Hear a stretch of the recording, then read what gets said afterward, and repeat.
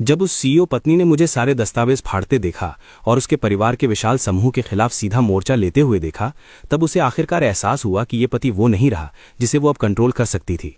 लेकिन जब उसने मेरे हाथ में दिए गए तलाक के कागजात देखे तो वो सन्न रह गई। उन कागजात में लिखा था कि मैं बिना कुछ लिए जा रहा हूं और यहां तक कि हमारे बेटे की कस्टडी भी छोड़ रहा हूं। उस वक्त मेरे मन में कुछ भी नहीं था, बस एक बात थी, हमारी शादी तो नाम की ही रह गई थी। मैं अब इसे बनाए रखना नहीं चाहता था। साइन करना हम दोनों के लिए अच्छा रहेगा। तुम और तुम्हारी माँ दोनों ही चाहते हो कि जंग जिंग तुम्हारा दामाद बने, मैं तो बस रास्ता छोड़ रहा हूं। ये कहकर मैंने उस पिंजरे को छोड़ दिया जिसे घर कहा जाता था। मुझे लगा ये औरत समझदार होगी और तलाक के कागजात साइन कर देगी, लेकिन अप्रत्याशित रूप से उसने उन्हें फाड़ कर तोड़ दिया। अब कहानी समझिए। बचपन से ही मुझे सू परिवार ने अपना दामाद बनने की ट्रेनिंग दी थी। 20 साल की उम्र में मैंने सू चिन युआन से शादी कर ली। 22 साल की उम्र में हमारा बेटा गुआनियन पैदा हुआ। हमारा बेटा बिल्कुल सू चिन युआन पर गया था, हमेशा चुप रहने वाला, दूर रहने वाला, कभी खुद से मेरे पास नहीं आता था। लेकिन पिछली रात पहली बार उसने खुद से आकर मुझसे बात की। वो बोला, पापा, अंकल जंग बीमार हैं और मरने वाले हैं। उनकी इच्छा है कि वो मम्मी से शादी करें।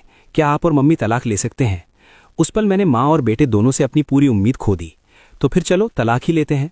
नाश्ते के दौरान मैंने खुद पहल करके सू किंग युआन को तलाक के कागजात दे दिए। हमारे बेटे की बातों ने मुझे पूरी रात सोचने पर मजबूर कर दिया था।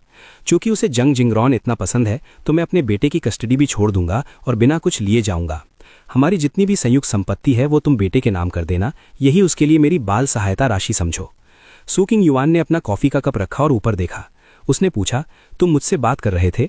मैंने उसके कान में लगे ब्लूटूथ हेडसेट को देखा और अचानक मुझे एहसास हुआ मैं जो कुछ भी बोला उसने एक शब्द भी नहीं सुना।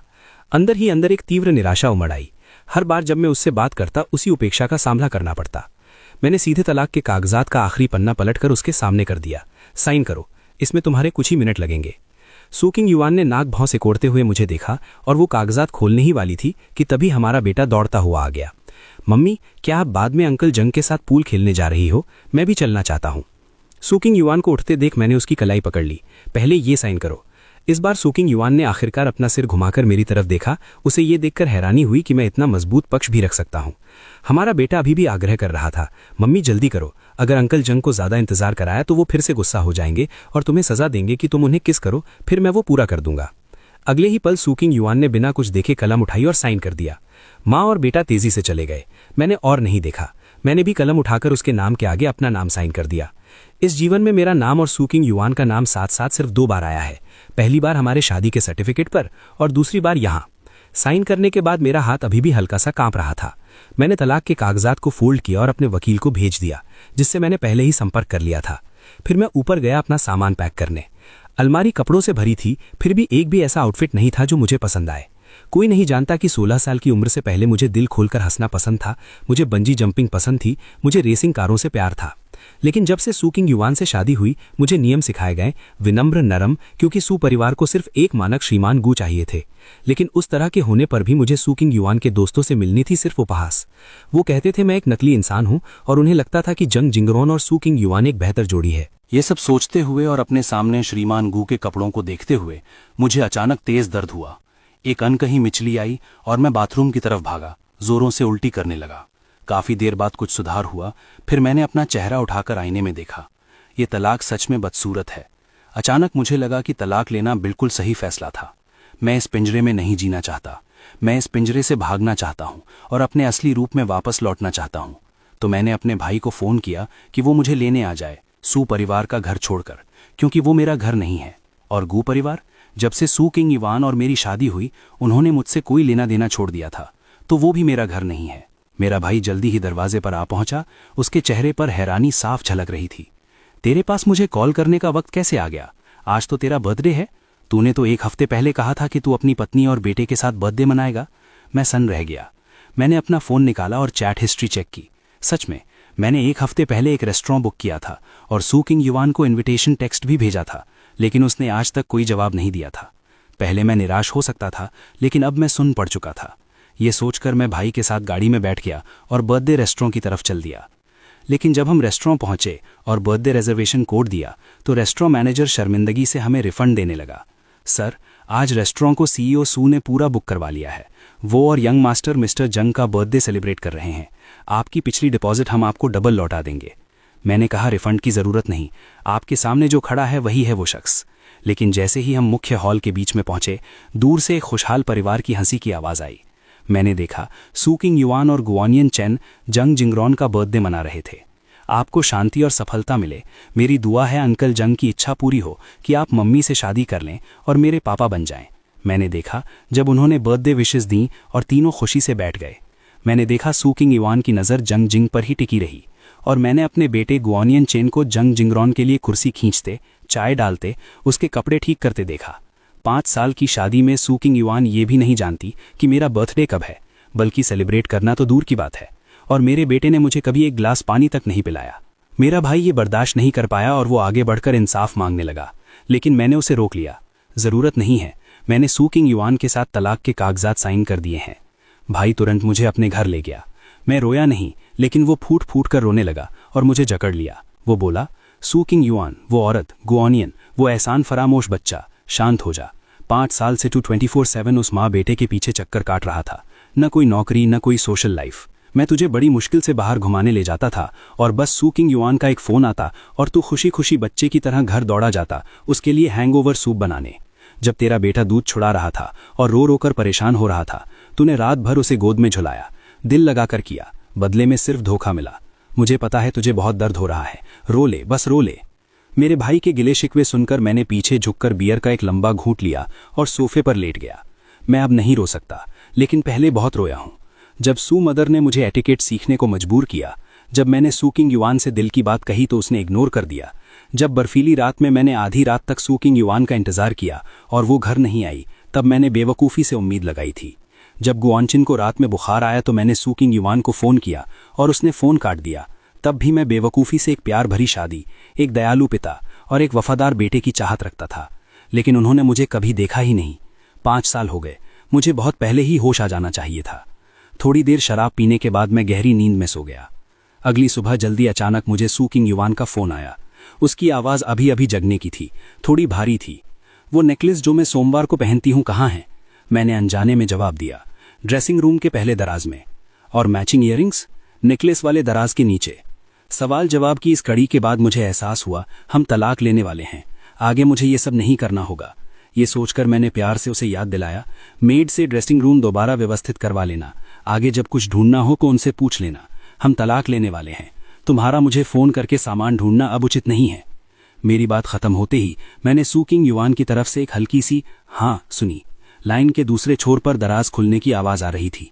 मुझे लगा मैंने साफ शब्दों में कह दिया है। मैं फ़ोन रखने ही वाला था, तभी सू किंग युआन ने एक आदेश दिया, अगले कुछ दिनों तक सू ग्रुप के सीईओ ऑफिस में दोपहर के खाने में सी फूड कांजी लेकर आना। इतना कहकर उसने फ़ोन रख दिया।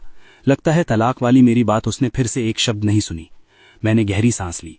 गुस्से से मेरी उंगलियां कांपने लगीं। मैंने तुरंत सू किंग युआन का नंबर ब्लॉक कर दिया। थोड़ा सोचकर गुआनियन के किंडरगार्टन टीचर का नंबर भी ब्लॉक कर दिया, लेकिन सू मदर को ब्लॉक करना भूल गया। तो जब मैं अच्छी तरह सोकर दोपहर के खाने के लिए बाहर निकला तो उसने मुझे मेरी गाड़ी में रोक लिया। उसने फोटो का एक ढेर मेरे मुंह पर दे मारा। वो सारी फोटो सू किंग युआन और जंग जिंग की अंतरंग तस्वीरें थीं। वो बोली, तुमने मुझे बहुत निराश किया है। 16 साल की उम्र से मैंने खुद तुम्हें सिखाया। 10 साल बीत गए, फिर भी तुम अपनी पत्नी का दिल नहीं जीत सके। अगर मुझे पता होता तुम इतने बेकार हो तो मैंने उस वक्त जंग जिंग को नज़रअंदाज नहीं किया होता कि वो नाजायज़ बेटा है। एक फोटो के तेज कोने ने मेरी गर्दन पर खरोच लगा दी। जब मुझे सू परिवार ने भविष्य के दामाद के रूप में चुना था, तब मेरे आसपास के कई दोस्त मेरी किस्मत की तारीफ करते थे, लेकिन उसकी कीमत ये थी कि 16 साल की उम्र से मैंने अपनी आज़ादी खो दी। मैं सिर्फ श्रीमान गू बनने के लिए जीता था। मैं दम घोटने को मजबूर था।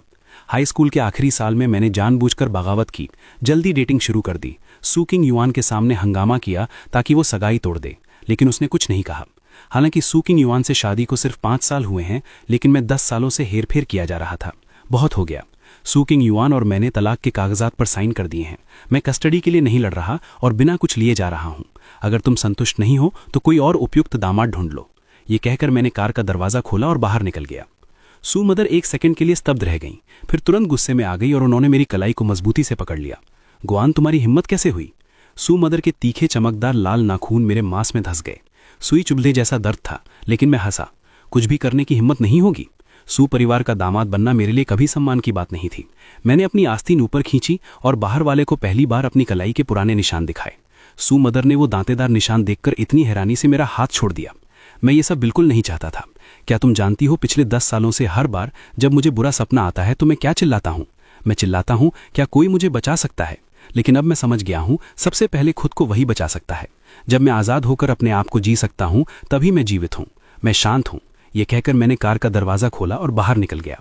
इस बार सुमुदर ने मुझे नहीं रोका, लेकिन मेरे दिल में जो कालापन था उसे दबाना मुश्किल हो रहा था। मुझे अपनी भड़ास निकालनी थी, तो मैंने वो चमकदार लाल सुपर कार निकाली जो काफ़ी समय से धूल खा रही थी और एक्सीलरेटर पर पूरा जोर लगाकर तेज़ी से निकल गया। लेकिन शायद सू किंग युआन मेरी बदकिस्मत है।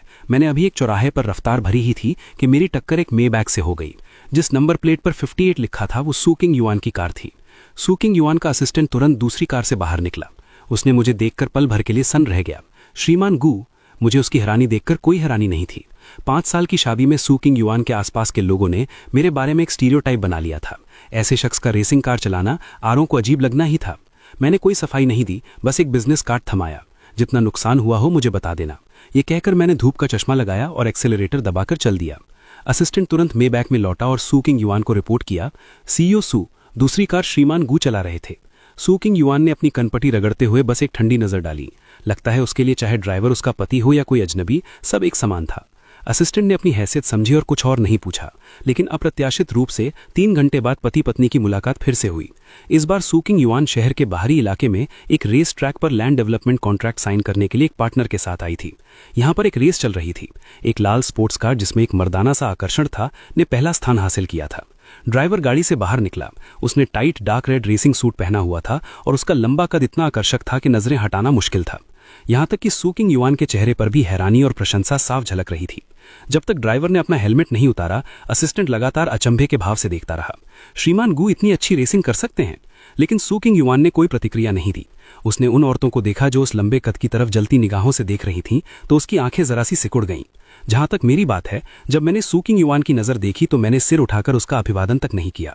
इन सालों में हाई सोसाइटी पार्टियों के अलावा जब हम मिलते थे वो अक्सर मुझे ना जानने का प्रिटेंड करती थी। तो जब रेस ऑर्गेनाइजर ने मेरा और सू किंग युआन का परिचय करवाया तो मैंने भी उसे ना जानने का प्रिटेंड किया। सीईओ सू, बहुत समय से आपकी प्रशंसा सुन रहा था। सू किंग युआन बिल्कुल भावहीन रही। माहौल तुरंत ऑकवर्ड हो गया। तभी जंग जिंग की आवाज आई। हाय सब लोग। किंग युआन, काम हो गया? हाँ, चलो कंपनी चलते हैं खाना खाने। ठीक है, अभी चलते हैं। मैंने सिर घुमाया और देखा जंग जिंग रॉन मेबैक से उतर रहा था और बेशर्मी से जैसे कोई देख नहीं रहा उसने सू किंग युआन की कमर में हाथ डाल दिया। शायद जंग जिंग मुझे अपना प्रतिद्वंदी नहीं मानता था, उसने मुझ पर मुस्कुराना तक नहीं छोड़ा। जब वो चले गए तो किसी ने सिसकारी भरी। सीईओ सू काम पर भी श्रीमान गू को साथ लेकर आती हैं। उनका रिश्ता कितना अच्छा है। सू किंग युआन का असिस्टेंट अभी तक वहीं था। उसने ये सुनकर मेरी तरफ अजीब नजर से देखा। शायद वो सोच रहा था कैसा बेकार आदमी है। मैंने कुछ नहीं कहा। रेस ट्रैक से भी चला गया और तुरंत अपने वकील को फोन लगाकर पूछा कि तलाक का सर्टिफिकेट कब मिलेगा। 7 दिन इंतजार करना होगा। 7 और दिन? कोई बात नहीं, 10 साल सहे हैं, 7 दिन और सह सकता हूं। लेकिन मैंने उम्मीद नहीं की थी कि मैं अभी शांत ही हुआ था कि सू किंग युआन के असिस्टेंट का फोन आ जाएगा। सीफूड कांजी कब पहुंचेगी? और यंग मास्टर न्यानचन की टीचर ने कहा आपसे संपर्क नहीं हो पा रहा। यंग मास्टर का क्राफ्ट असाइनमेंट क्यों नहीं भेजा गया? क्या आप भेज सकते हैं? मुझे याद आया, गौनचन से पहले जब उसने मुझसे और उसकी माँ से तलाक लेने को कहा था, उससे पहले जब मैं घर छोड़कर गया था तो वो क्राफ्ट असाइनमेंट आधा ही बना था। मैंने आसमान में बिना रोक टोक के उड़ते बादलों को देखा और शांति से बोला, सू किंग युआन से कह दो कोई सीफूड कांजी नहीं है। आगे से मैं कुछ भी नहीं पहुंचाऊंगा और गौनचिन के मामले भी मैं नहीं संभालूंगा। फिर से मुझे मत ढूंढना। ये कहकर मैंने असिस्टेंट का नंबर भी ब्लॉक कर दिया। दूसरी तरफ सू ग्रुप के असिस्टेंट ने फोन पकड़ रखा था। उसके चेहरे पर शर्मिंदगी थी। सीईओ, श्रीमान गू ने फोन काट दिया। वापस फोन करता हूं तो नहीं लग रहा। लगता है उन्होंने मुझे ब्लॉक कर दिया है। सू किंग युआन ने बड़ी मुश्किल से अपना फोन निकाला और हस्बैंड नाम से सेव किए गए अकाउंट पर मैसेज किया, कैसा नखरा कर रहे हो? अगले ही सेकंड चैट बॉक्स में एक रेड नोटिफिकेशन पॉप हुआ। दूसरे पक्ष ने फ्रेंड वेरिफिकेशन इनेबल कर रखा है। आप अभी इस व्यक्ति के फ्रेंड नहीं हैं। कृपया पहले फ्रेंड रिक्वेस्ट भेजें, स्वीकार होने पर ही बात कर सकते हैं। असिस्टेंट ने सू किंग युआन के फोन स्क्रीन पर चैट हिस्ट्री देखी। सबसे पुराना मैसेज 1 हफ्ते पहले का था। उसने कहा, मुझे विश्वास नहीं होता श्रीमान गू और मिस्टर जिंगरॉन का बर्थडे एक ही दिन है। तो कल श्रीमान गू का भी बर्थडे था। सीईओ, क्या आपने उन्हें बर्थडे गिफ्ट नहीं दिया? मैंने नोटिस ही नहीं किया। असिस्टेंट को इस जवाब से कोई हैरानी नहीं हुई। आखिर फोन की लंबी चैट हिस्ट्री में उसे सू किंग युआन का एक भी जवाब नजर नहीं आया। फिर उसने सू किंग युआन को आदेश देते सुना, गौनचिन के लिए एक सेफ्टी चार्म तराश रहा है। ऊपर जाकर उसे खत्म करने में मदद करो। अब समझा, उस बर्थडे गिफ्ट में भी शर्तें जुड़ी थीं। उसके बाद मैंने जानबूझकर कुछ कहे बिना सू किंग युआन को टक्कर मारी और ऊपर चला गया। सू किंग युआन ने माथा तो सिकोड़ा, लेकिन कुछ बोली नहीं। मैं दूसरी मंजिल पर गया। गौनचिन अपनी मेज पर बैठा एक कार्विंग नाइफ पकड़े तराश रहा था। जब मैं पास गया तो देखा कि उसके सामने पहले से ही एक पूरा सेफ्टी चार्म रखा था और वो उसकी नकल कर रहा था। शायद मेरे पैरों की आहट ने गौनचिन को परेशान कर दिया। उसने ऊपर देखा, लेकिन अगले ही पल उसने मेज से पूरा सेफ्टी चार्म झपट लिया। पापा, ये सेफ्टी चार्म मम्मी ने अंकल जिंग के लिए तराशा है, आप इसे चुरा नहीं सकते। मेरा दिल दुखा। जिस बेटे को मैं अपनी जान से भी ज्यादा प्यार करता था, वो मुझे चोर समझ रहा था। गौनचिन के उस चेहरे को देखकर जो बिल्कुल सू किंग युआन से मिलता था, मुझे अचानक कुछ नहीं सूझा। तुम्हें मुझसे इतना सावधान रहने की जरूरत नहीं है। मैंने कभी दूसरों की चीजें नहीं चाही। और हाँ, तुम्हारी माँ और मैं जल्दी ही तलाक ले रहे हैं। बहुत जल्द तुम्हारे अंकल जिंग तुम्हारे नए पिता होंगे। इतना सुनते ही पीछे से सू किंग युआन की ठंडी आवाज आई। गौन, तुम बच्चे के सामने ऐसी बकवास कर रहे हो? क्या तुम एक योग्य पिता हो? ये शायद उसने आज तक मुझसे सबसे लंबी बात कही थी। मैं घूमा। सू किंग युआन के ठंडे चेहरे के सामने हल्की सी मुस्कान दिखाई। हाँ, मैं योग्य नहीं हूं, तो फिर जाकर उसके लिए कोई और योग्य पिता ढूंढ लो।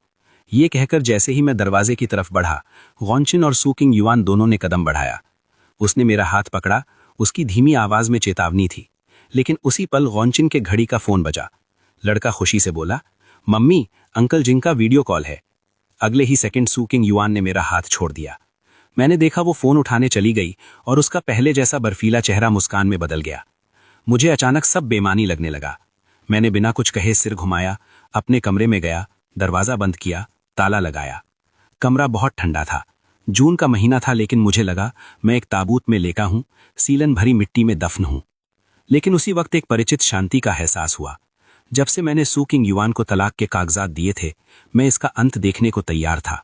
उस रात मेरा सपना बहुत बिखरा हुआ था, लेकिन अगली सुबह मेरी जैविक घड़ी ने मुझे सुबह 5 बजे ही जगा दिया। पहले मुझे इस वक्त उठकर सू किंग युआन और बेटे के लिए नाश्ता तैयार करना होता था।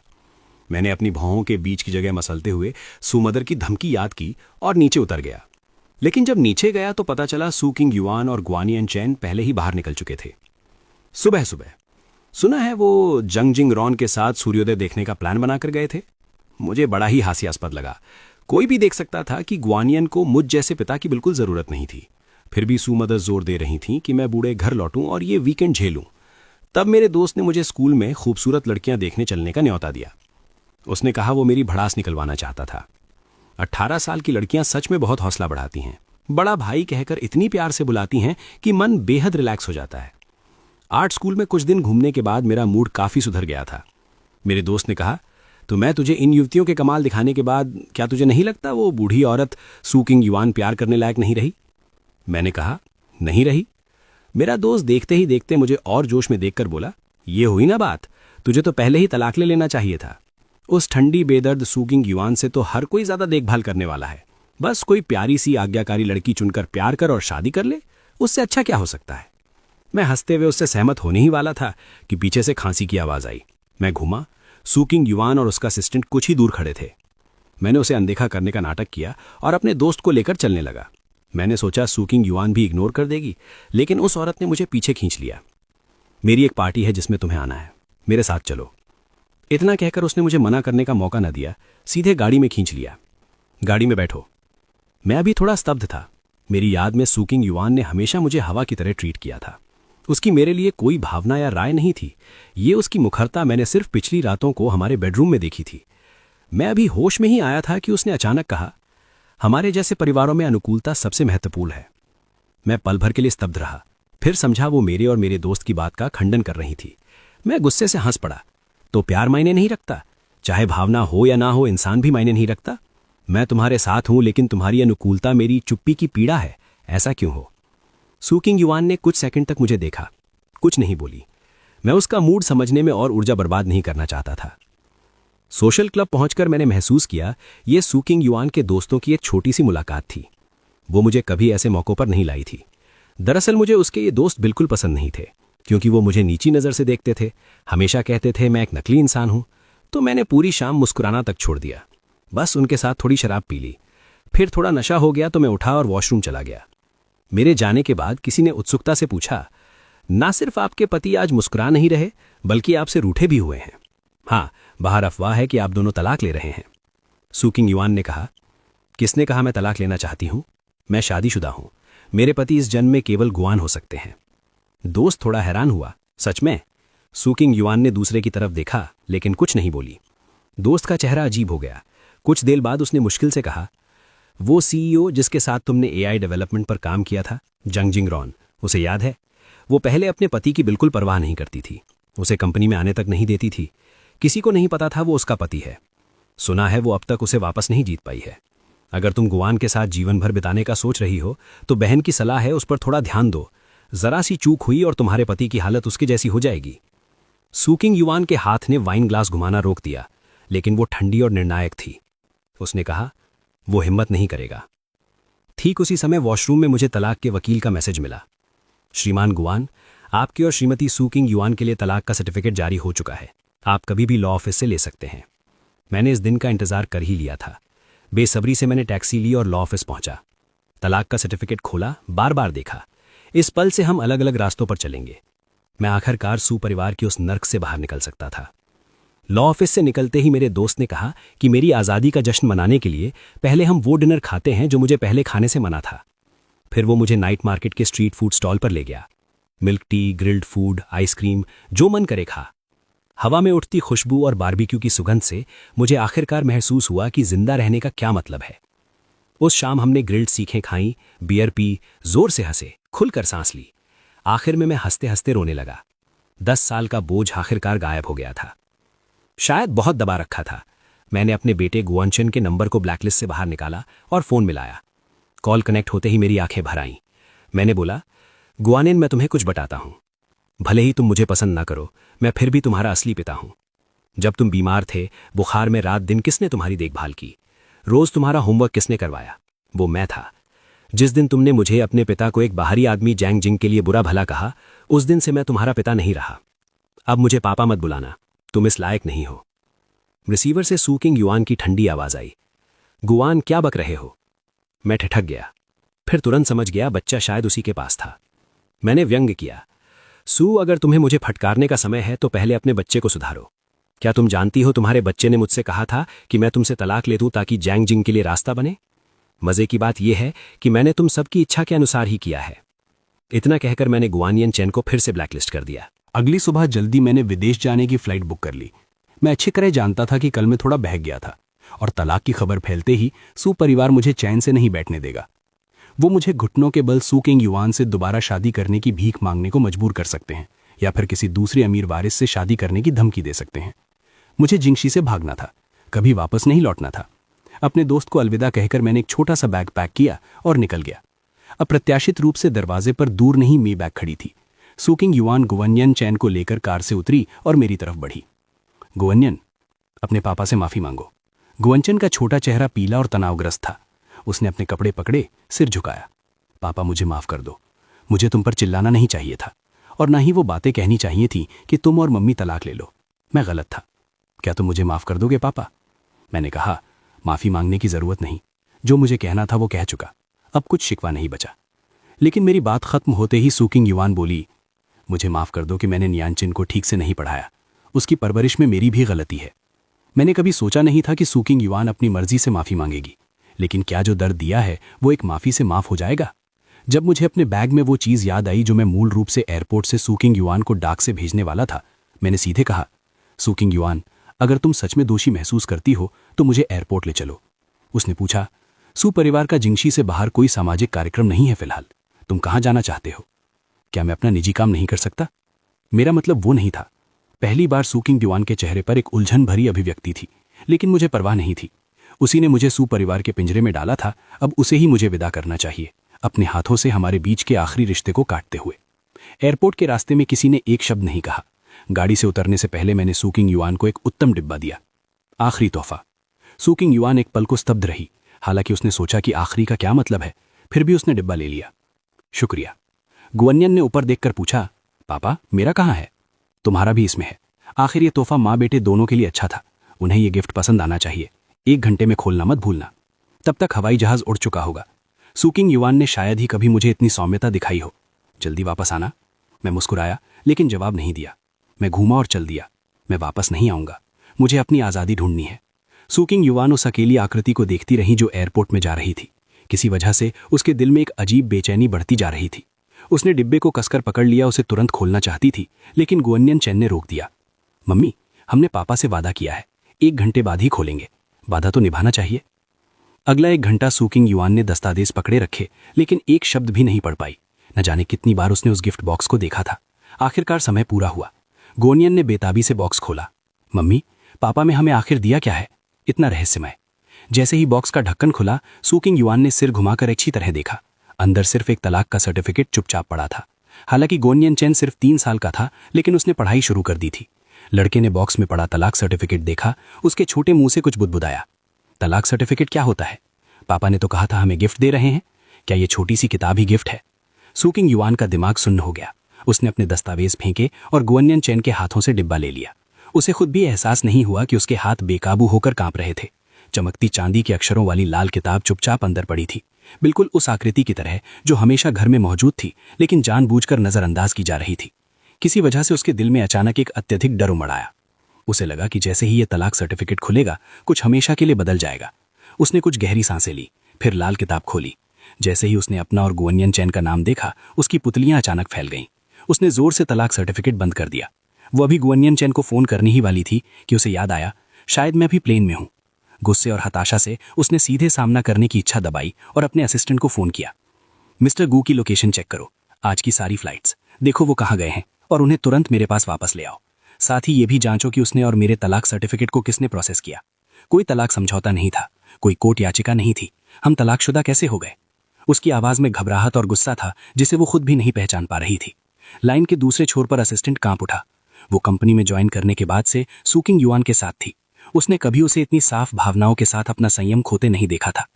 क्या ये उस मिस्टर गू की वजह से था जो हमेशा से अस्तित्वहीन लगते थे? असिस्टेंट ने सिर हिलाया। उसे ये अविश्वसनीय लगा, लेकिन उसने दिखाया नहीं, बस सकारात्मक स्वीकृति देकर काम पर लग गई। सुकिंग युआन ने अपने हाथ कमर पर रखे विशाल अध्ययन कक्ष में आगे पीछे चलने लगी। उसके दिल में बेचैनी और बढ़ती जा रही थी। आखिरकार उसने फोन निकाला और मुझे, जिसे उसने काफी पहले ब्लॉक कर दिया था, एक पुष्टिकरण मैसेज भेजा। ये तलाक सर्टिफिकेट क्या है? तुम एक बड़े आदमी हो, ये कैसी बुरी मजाक है? प्लेन लैंड होते ही मेरा मैसेज रिप्लाई करना। नियान और मुझे दोनों को तुम्हारी बहुत फिक्र है। काफी देर रुककर उसने स्क्रीन पर उंगलियां टैप करके फिर से टाइप किया। अगर कोई समस्या है तो हम बैठकर बात कर सकते हैं, ऐसा करने की जरूरत नहीं। तुम पिता हो, बच्चे नहीं। सारे मैसेज पत्थर की तरह समुद्र में गिर गए। सुकिंग युआन अपनी एग्जीक्यूटिव कुर्सी पर गिर पड़ी, थकान से अपनी भौहों के बीच रगड़ने लगी। चुपचाप पास में पहेलियां सुलझा रहे गुअनियन ने मासूम चेहरे से ऊपर देखा। उसने पूछा, मम्मी, क्या पापा के गिफ्ट का मतलब यह है कि वो आपसे तलाक लेना चाहते हैं? यह सुनकर उसकी सांस में एक दर्द घुट गया, ना ऊपर गया ना नीचे। उसकी पुरानी दोस्त की बातें उसके कानों में गूंजने लगी। फिर वो बुदबुदाई, गुआन, क्या तुमने भी मुझसे उम्मीद छोड़ दी है? इंतजार का समय हमेशा बहुत लंबा लगता है। सुकिंग युआन को पता नहीं था उसने कितनी बार हाथ उठाकर घड़ी देखी थी, कितने मैसेज भेजे थे, लेकिन कोई जवाब नहीं आया था। अचानक उसके दिल में एक गिला उमड़ आया। हम तो इतने अनुकूल थे, पिछले 5 साल बहुत अच्छे से साथ रहे। उसने अचानक तलाक क्यों ले लिया और चुपचाप ऐसे चला गया? तभी फोन बजा। उसने बिना कॉलर का नाम देखे ही बटन दबा दिया। गुआन, तुम्हें अब भी मुझे फोन करना आता है? मैंने तुम्हें इतने मैसेज भेजे, जवाब क्यों नहीं दिया? दूसरे छोर पर कुछ सेकंड की चुप्पी रही, फिर आवाज आई, सीओ, मैं हूं। सुकिंग युआन ने अपनी फोन स्क्रीन देखी। उसे लगा उसके शरीर में जो थोड़ी ताकत लौटी थी वो फिर से गायब हो गई। उसने अपनी भौहों के बीच रगड़ते हुए धीमी आवाज में कहा, माफ करना, मैं बहुत जल्दी में थी। श्रीमान गू के बारे में कोई खबर? असिस्टेंट एक पल हिचकिचाया, फिर बोला, सीओ, हमने पता लगाया कि श्रीमान गू ने आज विदेश जाने की फ्लाइट ली है, लेकिन लैंडिंग के बाद उनकी कनेक्टिंग फ्लाइट के बारे में कोई जानकारी नहीं मिल पाई। सुकिंग युआन का चेहरा भी उदास हो गया। काफी देर बाद उसने कर्कश स्वर में कहा, तो तलाक सर्टिफिकेट के बारे में क्या? अच्छी तरह जांच की? दूसरी तरफ असिस्टेंट ने सिर हिलाया। तलाक का समझौता आपके द्वारा व्यक्तिगत रूप से साइन किया गया था। अप्रेजल और कानूनी विभाग ने हस्ताक्षर और सामग्री दोनों की पुष्टि कर दी है। कोई समस्या नहीं है। बहुत दिनों से दबा गुस्सा आखिरकार उसके विवेक पर हावी हो गया। सुकिंग युआन की आवाज बर्फीली थी। कोई समस्या नहीं है? क्या मतलब कोई समस्या नहीं है? असिस्टेंट ने कहा, तलाक के समझौते में श्रीमान गू ने आपकी किसी भी संपत्ति का विभाजन नहीं किया है। वो व्यावहारिक रूप से बिना कुछ लिए जा रहे हैं। आप दोनों के नाम की संयुक्त संपत्ति, श्रीमान गू के स्वामित्व वाली संपत्तियां और शेयर सभी यंग मास्टर न्यान के नाम कर दी गई हैं। कहा गया है कि ये श्रीमान गू द्वारा यंग मास्टर न्यान को देह बाल सहायता राशि है। उन्होंने आपकी कोई संपत्ति नहीं ली है और ना ही यंग मास्टर न्यान की कस्टडी चाहिए है। दूसरी तरफ असिस्टेंट पसीने पसीने हो गई थी। उसने अपने हाथ से माथा पोंछा। आखिर वो सूकिंग युआन के साथ कई मामलों से गुजरी थी, अमीर परिवारों के रहस्य जानती थी, लेकिन उसने कभी किसी परिवार को इतना साफ सुथरा तलाक लेते नहीं देखा था। तलाक में लोग बस एक दूसरे का खाल उतारना चाहते हैं, लेकिन श्रीमान गू कुछ और ही थे। चुपचाप चले गए। वो नहीं जानती थी कि वो सच में परवाह नहीं करते थे या बहुत बेकार थे। असिस्टेंट के सोचते ही सूकिंग युआन ने फोन रख दिया। उसने अपना फोन पकड़ रखा था, काफी देर तक होश में नहीं आ पाई। उसे समझ नहीं आया एक स्थिर शादी अचानक कैसे टूट गई। बहुत देर की चुप्पी के बाद उसने एक लंबी सांस छोड़ी। ये स्पष्ट नहीं था कि वो खुद से पूछ रही थी या हवा से। गुआन, आखिर तुम किस बात से असंतुष्ट थे? जैसे ही वो सोच ही रही थी, अध्ययन कक्ष का दरवाजा एक छोटे से दरार से खुला। गुओनयान ने चुपके से सिर घुसाया। वो अपनी छोटी छोटी टांगों से अंदर घुसा। लड़के ने सूकिंग युआन की टांगों को जकड़ लिया। उसकी उठली आंखें उम्मीद से भरी थीं। मम्मी, मैंने अंकल जंग से पूछा, पापा का हमें तलाक सर्टिफिकेट देने का मतलब है कि मुझे एक नया पिता मिलेगा। मम्मी, जल्दी से अंकल जंग से शादी कर लो। मैं चाहता हूं अंकल जंग मेरे नए पिता बने। पहले जब वो ये शब्द सुनती थीं तो उन्हें एक बच्चे की बिना सोचे समझे बातें समझकर टाल देती थीं, लेकिन अब सुनकर बड़ी चुभन हुई। क्या सच में गुआन अपने बेटे के कहे मानते हुए उससे तलाक लेना चाहता था? ये सोचकर वो बिना सोचे डांट पड़ी। तुम सिर्फ 3 साल के हो, तुम क्या जानते हो? आगे ऐसी बातें मत कहना। तुम्हारा सिर्फ एक पिता है, कोई नया पिता नहीं। गुओनयान उसकी डांट से सहम गया। उसके छोटे मुंह ने थरथराते हुए आवाज निकाली और फिर वो जोर से रोने लगा। मैं नया पिता चाहता हूं। मैं चाहता हूं अंकल जंग मेरे नए पिता बने। मैं अपने पुराने पिता को नहीं चाहता। वो पूरे दिन नैनी की तरह हैं, उनमें कोई कूलनेस नहीं है। सूकिंग युआन को गुस्सा आ गया। तुम्हें ये बातें किसने सिखाई? उसे एहसास होना चाहिए था कि गुओनयान महज 3 साल का बच्चा था। अगर कोई लगातार उसके कान में ये बातें नहीं डाल रहा होता तो उसे तलाक के बारे में कैसे पता चलता? वो ऐसी बातें कैसे कह सकता था कि उसके पिता एक पुरुष नैनी है? गुओनयान शायद अब और बर्दाश्त नहीं कर सका। वो सीधा दरवाजे से बाहर भागा। मैं तुमसे नफरत करता हूं मम्मी। तुम मुझे नया पिता नहीं दिलाओगी तो मैं वापस नहीं आऊंगा। सूकिंग युआन अस्त व्यस्त हो गई। वो उसे पीछे खींचने ही वाली थी कि फोन फिर बजा। ये जंग जिंगरान का कॉल था। गुओनयान को पीछे खींचने और फोन उठाने के बीच 1-2 सेकंड की हिचकिचाहट के बाद सूकिंग युआन ने बाद वाला चुन लिया। कॉल कनेक्ट हुई और जंग जिंगरान की आवाज आई। आज रात मैंने नानचेन से सुना कि तुम और गुआन तलाक ले चुके हो। ये सब क्या है? ये तो बच्चे की बिना समझे बकवास से है ना? सूकिंग युआन ने सांस छोड़ी। ये गलत फहमी है। मैं गुआन से तलाक नहीं लूंगी।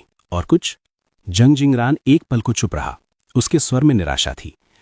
हमें नियांशन को अम्यूजमेंट पार्क ले जाना था आतिशबाजी देखने। मुझे तुम और बेटी की तरफ से कुछ नहीं सुनाई दिया तो मैंने पूछा। माफ करना, मैं भूल गई। कभी और मौके पर चलेंगे।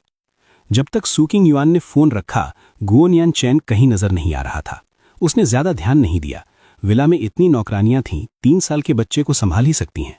लेकिन गुओनयान सबकी नाक के नीचे से गायब हो गया था। किसी ने नहीं देखा वो विला से कैसे निकला। विला के बाहर के सुरक्षा कैमरों ने सिर्फ उसे अकेले जाते हुए कैद किया था। सूकिंग युआन ने अपने लोगों से पूरे जिंगशी को छान मारा, लेकिन गुओनयान का कोई निशान नहीं मिला। उसने बार बार मेरा नंबर मिलाया, लेकिन हर बार वही संदेश, आपने जो नंबर डायल किया है वो बंद है, कृपया बाद में प्रयास करें। मजबूर होकर उसने अपने असिस्टेंट से मेरे दोस्त का नंबर ढूंढवाया। नमस्ते, मैं सूकिंग युआन बोल रही हूँ। क्या गुआन के आपसे संपर्क में है? अगर उसकी कोई खबर हो तो कृपया तुरंत उसे संदेश दें, क्योंकि वो मुझसे तलाक लेना चाहता है। न्यानशैन गायब हो गया है। अगर उसमें पिता होने की जरा सी भी समझ बची है तो वो तुरंत लौट आए।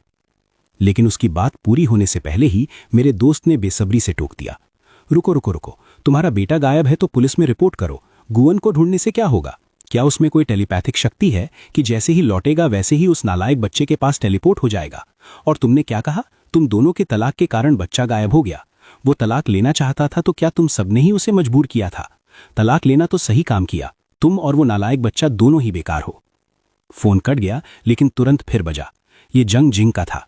सूकिंग युआन ने फोन उठाया, लेकिन बस इतना ही साफ सुन पाई। किंग युआन, मदद करो। कोई नियान को अपहरण करने की कोशिश कर रहा है। न्यानशेन को जाने दो। डरो मत, सावधान रहना। फोन अचानक कट गया। सूकिंग युआन ने तुरंत लोगों से जंग जिंगरान के फोन सिग्नल को ट्रेस करने का आदेश दिया। जब वो पहुंचे, जंग जिंग और गुआन न्यानशेन पहले से ही बेहोश हाईवे से एक मिट्टी के ढलान के नीचे पड़े थे। जंग जिंग पूरी तरह खरोचों से भरा हुआ था। बहुत दयनीय लग रहा था, लेकिन गुआन न्यानशेन उसकी बाहों में कसकर बंधा हुआ था। उसके चेहरे पर थोड़ी धूल के अलावा वो बिल्कुल सुरक्षित था। वहां मौजूद हर कोई इस दृश्य से भावुक हो गया। सू किंग युआन के बगल में लटकते हाथ कसकर मुट्ठी में बंध गए। पहले दोनों को एम्बुलेंस में ले चलो।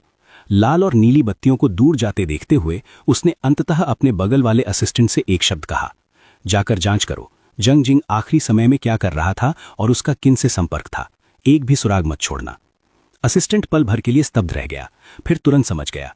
उसने सीओ के साथ पूरे शहर का सर्च किया, लेकिन यंग मास्टर नानचैन नहीं मिला।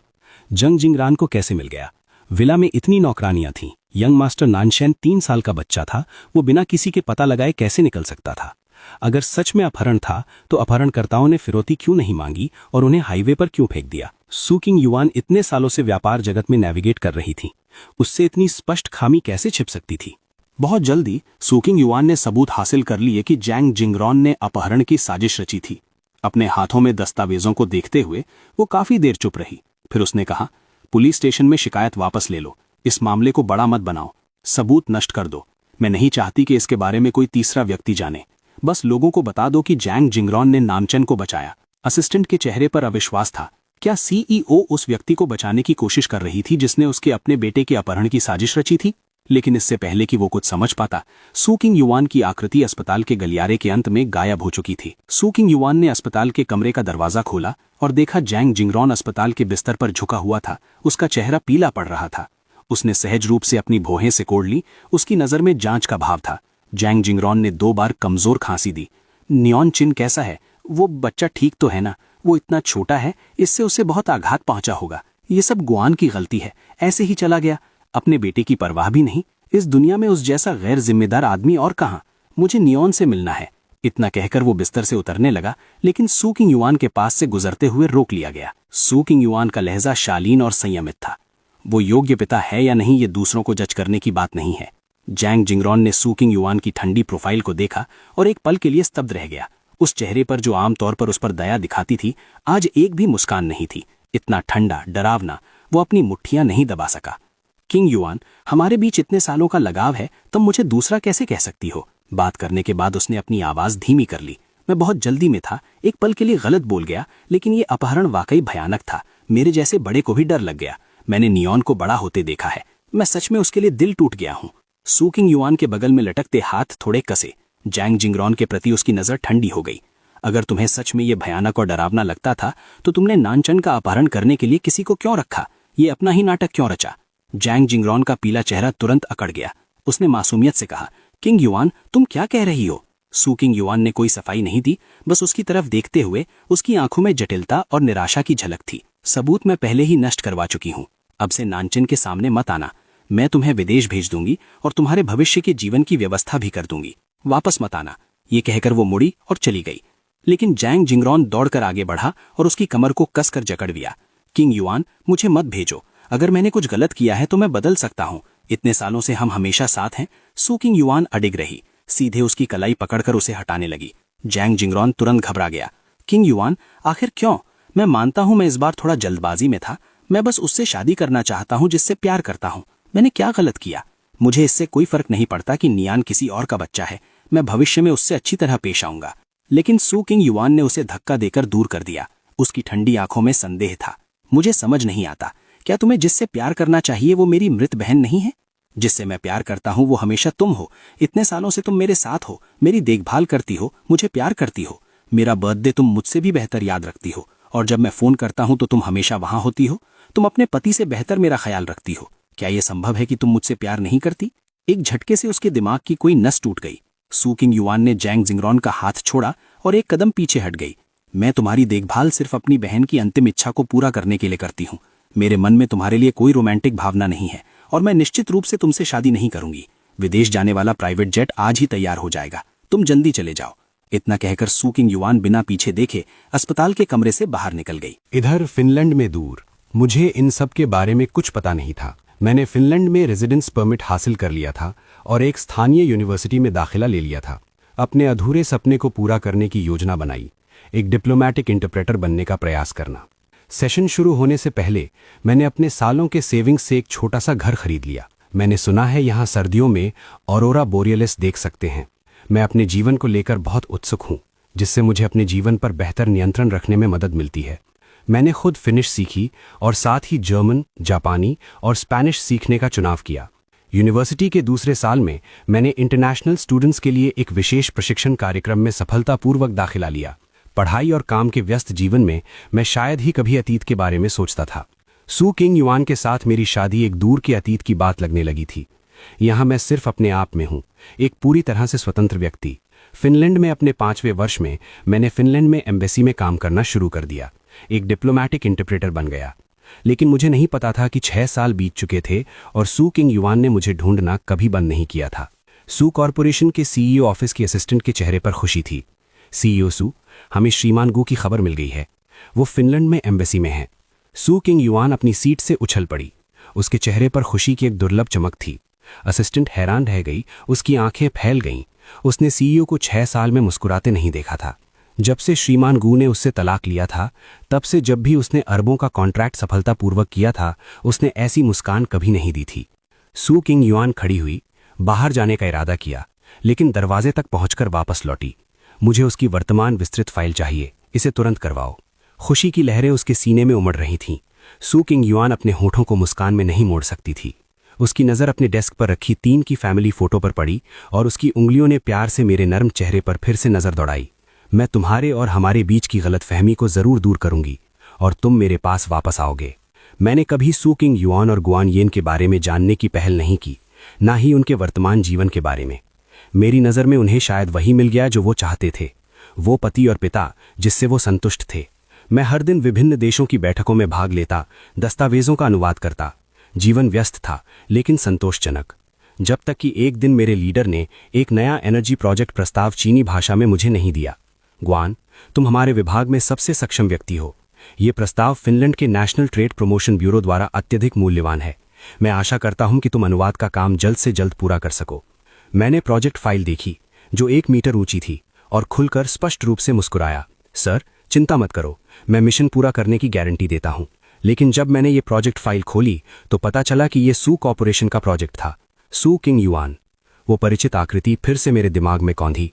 मैंने अपना सिर हिलाया, गहरी सांस ली और खुद को समझाया। सू कॉरपोरेशन की परियोजनाएं दुनिया भर में फैली हैं। उनका फिनलैंड में एक नई परियोजना शुरू करना बहुत सामान्य बात है। ये सिर्फ एक संयोग होना चाहिए।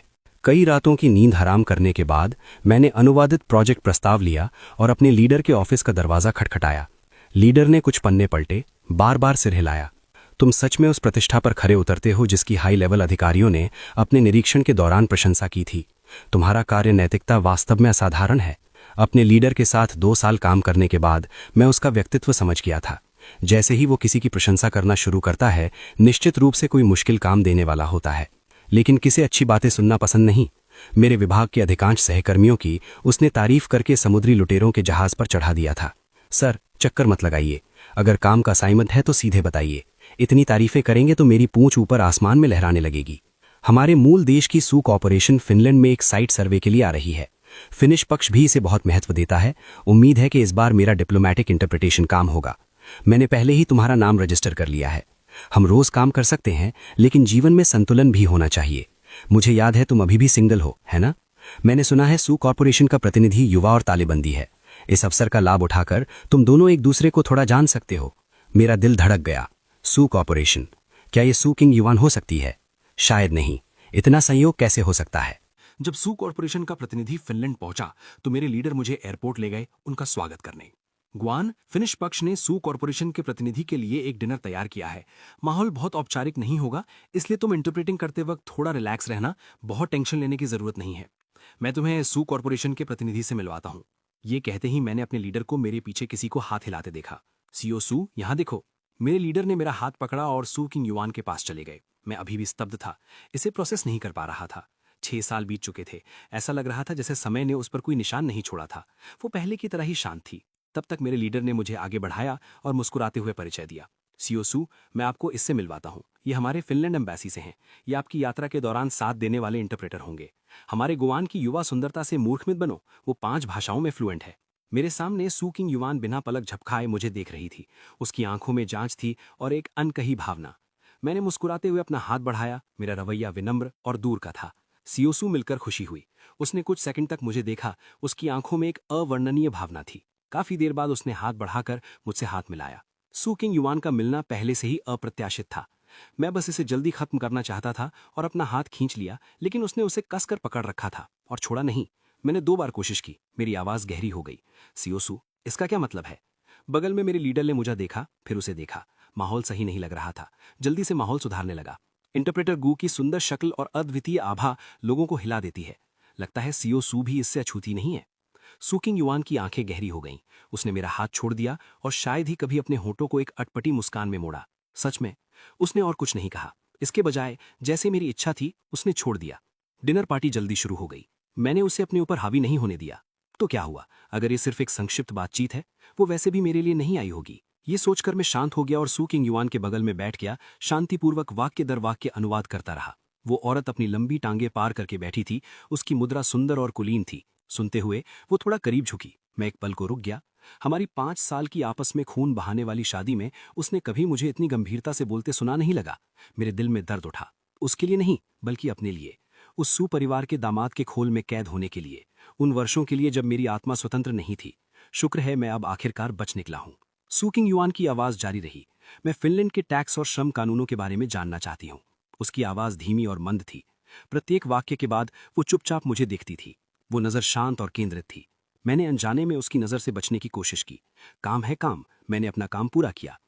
ये डिनर पार्टी, दोनों पक्षों के बीच बातचीत बहुत सहज रही। जब हम फिनलैंड की बर्फीली हवाओं में अलग हुए तो मैंने अपना दुपट्टा कसा, अपने चर्म पत्र के दस्ताने पहने और सू किंग युआन को अलविदा कहा। सियोसू, आपके साथ काम करके खुशी हुई। ये कहकर मैं मुड़ा और चलने लगा। बस जैसे मैंने गाड़ी का दरवाजा खोला, गुआन, मेरे पीछे वो औरत अचानक मेरा नाम पुकारती है। मैं रुक गया, लेकिन मुड़ा नहीं। चुपचाप उसके अगले शब्दों का इंतजार कर रहा था। हवा इतनी तेज बह रही थी कि मेरी उंगलियां सुन्न हो गईं। आखिरकार उसकी आवाज फिर आई। क्या तुम मुझसे कुछ कहना नहीं चाहते? मुझे नहीं पता कि मेरा ख्याल था या नहीं, लेकिन उसकी कर्कश आवाज में एक अजीब सी शिकायत थी। मेरा दिल धड़क उठा। मुझे बस ये लगा कि फिनलैंड की लंबी रात बहुत ठंडी थी। सीओ, पार्टी के दौरान मैंने पहले ही वो सारी सामग्री अनुवादित कर दी थी जिसकी जरूरत थी। बाकी मामलों के बारे में मुझे कुछ नहीं कहना है। लेकिन सू किंग युआन मुझे ऐसे जाने नहीं देना चाहती थी। उनका सामान्य ठंडा और स्वसंयमी लहजा अब थोड़ी उत्तेजना दिखा रहा था। गुआन, तुमने बिना एक शब्द कहे मुझसे तलाक ले लिया। भले ही तुमने नियान की भावनाओं को नहीं माना। क्या तुम्हें बिल्कुल परवाह नहीं है? 6 साल हो गए। नियान अब 9 साल का हो गया है। क्या तुम उसे बिल्कुल याद नहीं करते? मैं वापस मुड़ा और बिना भाव बदले मुस्कुराया। एक बच्चा जो अपने पिता के बलिदानों से घृणा करता है, उसे याद करने की क्या जरूरत? वैसे भी अब वो अपने नए पिता के साथ बहुत खुश होगा, है ना? बर्फीली हवा सू किंग युआन के कंधों पर गिरी। उस औरत की आंखों में मुझे देखते हुए उलझन का एक निशान था।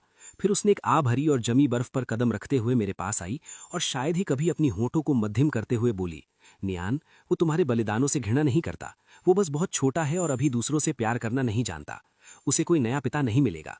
उसका पिता हमेशा सिर्फ तुम होगे। मेरी नजर सू किंग युआन के चेहरे पर पड़ी। मुझे थोड़ा अजीब लगा। प्यार करना जानना उम्र से संबंधित नहीं है। सू किंग युआन और गोनचेन जंग का बर्थडे याद रख सकते थे। उसके लिए हाथ से सेफ्टी चार्म तराश सकते थे। ये माँ बेटा दूसरों से प्यार नहीं करना जानते। वो सिर्फ मुझसे प्यार करना नहीं जानते। मैंने शांति से गाड़ी के सहारे झुककर उसे देखा। सोच रहा था, अगर मैं अब भी उसका पति होता तो क्या वो आज मेरे सामने खड़ी होती और शांति से मुझसे इतना सब कुछ कहती? मैंने सिर हिलाकर आत्मनिराशा में हंसा।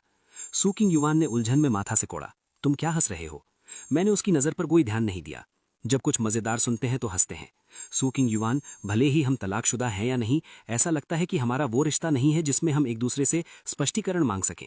तुम्हारे बारे में मेरी समझ बहुत कम है और मुझे तुमसे संबंधित अतीत को याद करने में कोई दिलचस्पी नहीं है। ये कहकर मैंने उसके हिचकिचाते चेहरे को नजरअंदाज किया और सीधे गाड़ी में बैठ गया। एक्सेलरेटर दबाकर चल दिया। घर पहुंचने के बाद मैंने नहा लिया और बिस्तर में गिर गया। थकान की गहरी लहर ने मुझे ढक लिया। मैं जल्दी सो गया। देर रात पड़ोसी के शिकारी कुत्ते ने भौंकना शुरू कर दिया, जिससे मेरी नींद खुल गई।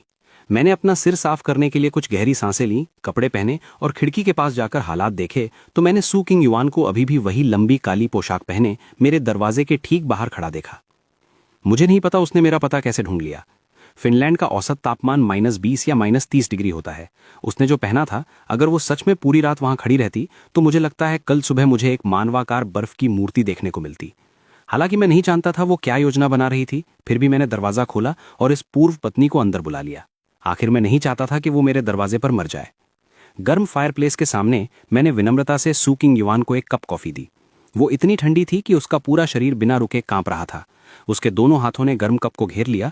काफी देर बाद वो एक सांस छोड़ पाई और मुझ पर मुस्कुराई। शुक्रिया। मेरी नजर थोड़ी कांप गई। उसने शायद ही कभी मुझ पर मुस्कुराई हो। अधिकतर समय वो ठंडी, उदासीन, भावहीन रहती थी। सू किंग युआन, तुम आखिर चाहती क्या हो? सू किंग युआन ने आंखें नीची कर लीं। उसके पलकों पर बैठे बर्फ के टुकड़े धीरे धीरे पिघल रहे थे। मुझे नहीं पता कि मौसम बहुत ठंडा था या क्या, लेकिन उसकी आवाज़ बोलते वक्त धीमी कांप रही थी। मैं जानना चाहती हूं कि हमने तलाक क्यों लिया। मैंने माथा सिकोड़कर उसके चेहरे की तरफ देखा। वो भी शांति से सीधे मेरी तरफ देख रही थी। उसकी आंखों में सच्ची उलझन और भ्रम था, लेकिन मेरा दिल बेचैन था।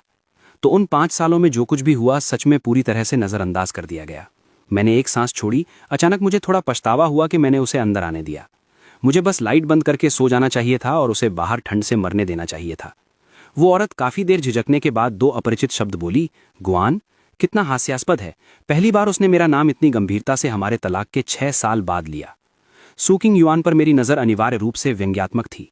सू किंग युआन, क्या तुमने कभी सोचा है कि शायद तुम्हें पता नहीं है कि हमने तलाक क्यों लिया, यही इसका कारण है? वो एक पल के लिए सख्त हो गई। उसकी आंखों में एक दुर्लभ भ्रम था।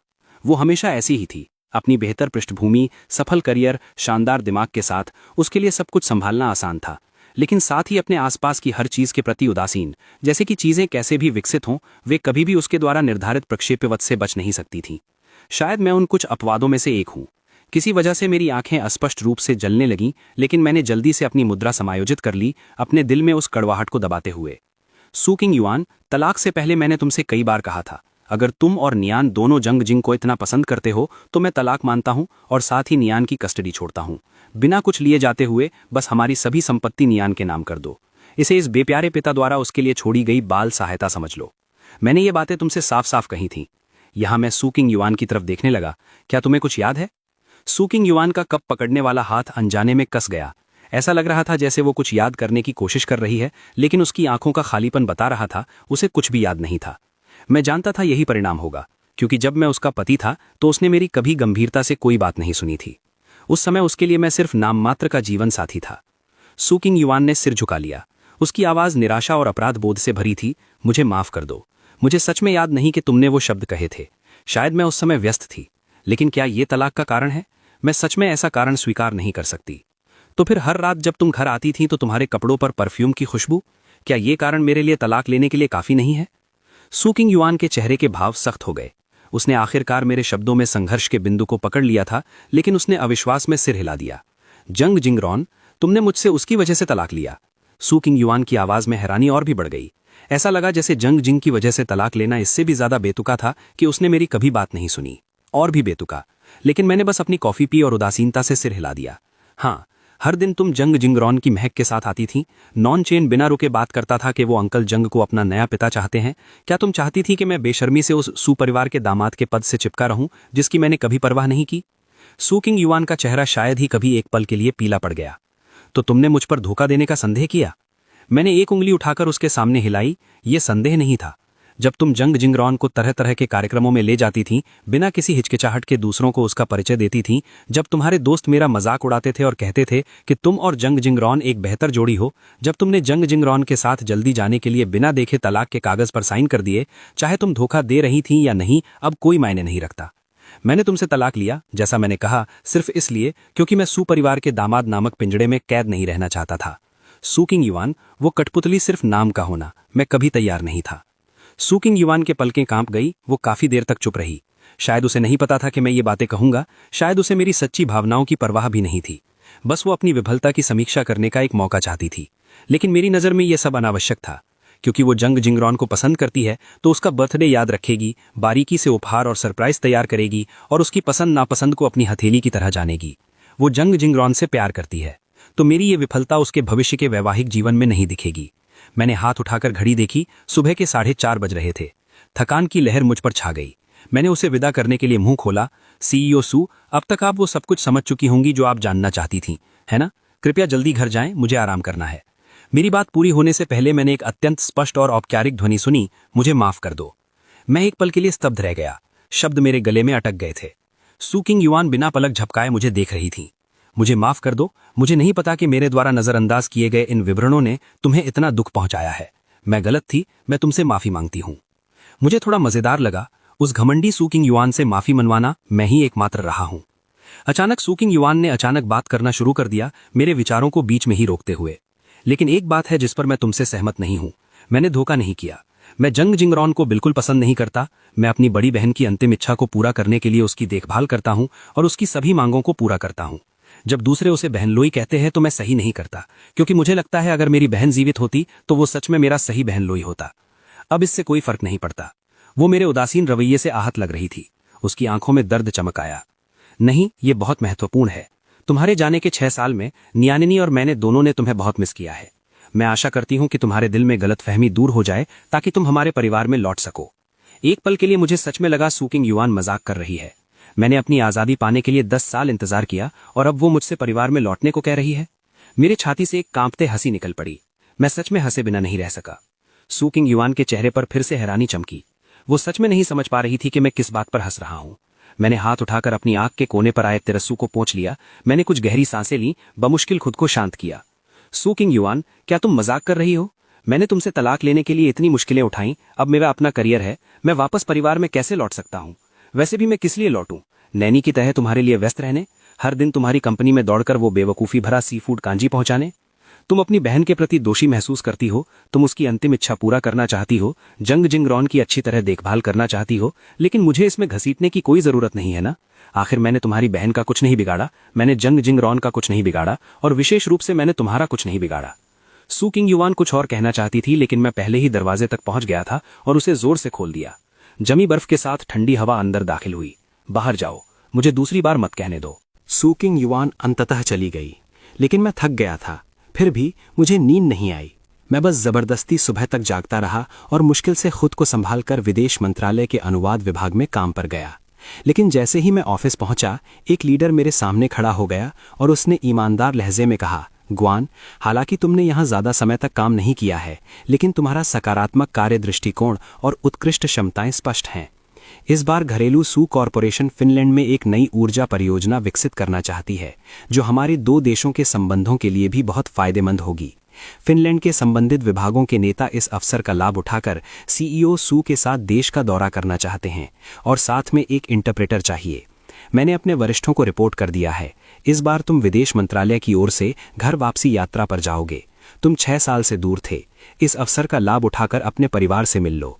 मैं मुस्कुराते हुए सुन रहा था, लेकिन मेरे दिल में तूफान उठ रहा था। ये सब सू किंग युआन की वजह से था। वो जैसे ही आई, इतनी सारी घटनाएं हो गईं। मेरे पास कोई रास्ता नहीं था। मैं बस जबरन मुस्कुराकर खड़ा हो सका। चिंता मत करो सर, मैं मिशन पूरा करने की गारंटी देता हूँ। उस दोपहर मैं, सू किंग युआन और निरीक्षण दल के साथ एक निजी जेट में वापस देश के लिए सवार हुआ।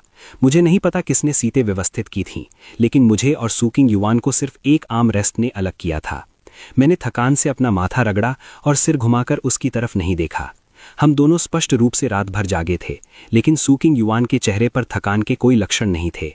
कुछ ही देर बाद एक नरम और मोटा फ्लीस ब्लैंकेट मुझ पर डाल दिया गया। सू किंग युआन की हरकतें बहुत सावधान थीं, जैसे वो मुझे जगाने से डर रही थीं, लेकिन मैं सो नहीं रहा था और मैं उस पर एक नज़र डालना भी नहीं चाहता था। मेरे लिए वो थीं जिससे मैंने कभी सच में प्यार किया और सम्मान किया, लेकिन वो बेड़ियां भी थीं जिन्होंने मुझे बांध रखा था। उसके साथ मेरा रिश्ता उस पल पूरी तरह समाप्त हो गया था जब मैंने तलाक के कागजात पर साइन किए थे। मैंने कभी उम्मीद नहीं की थी कि जैसे ही मैं विमान से उतरूंगा, मैं अपने बेटे को देखूंगा, जिससे मेरा सिर्फ खून का रिश्ता था। ग्वानियन। सू मदर उसका हाथ पकड़े वेटिंग एरिया में खड़ी थीं। अब 9 साल का, वो काफी लंबा हो गया था। उसकी आंखें लाल थीं। जैसे ही उसने मुझे देखा, वो जोर से चिल्लाया, पापा। निरीक्षण दल के नेताओं ने एक दूसरे को देखा। किसी ने धीमी आवाज में पूछा, क्या हो रहा है? मैंने विनम्रता से मुस्कुराकर आकस्मिक जवाब दिया, ये छोटा दोस्त शायद अपने पिता को ढूंढ सकता है। मेरे बगल में सू किंग युआन का चेहरा तुरंत काला पड़ गया। पता चला वो फिनिश समझ सकती है। ग्वानचिन पकड़कर आना चाहता था, लेकिन सू मदर ने उसे पकड़ रखा था। इस सुशोभित वृद्ध महिला ने उसे रोते चिल्लाते रहने नहीं दिया, बल्कि उसे दूर ले गईं। सू मदर निश्चित रूप से यहाँ दया से नहीं आई थीं कि पिता पुत्र मिल सकें। शायद वो ग्वानियन चैन का उपयोग करके मुझे कुछ करने को मजबूर करना चाहती थीं।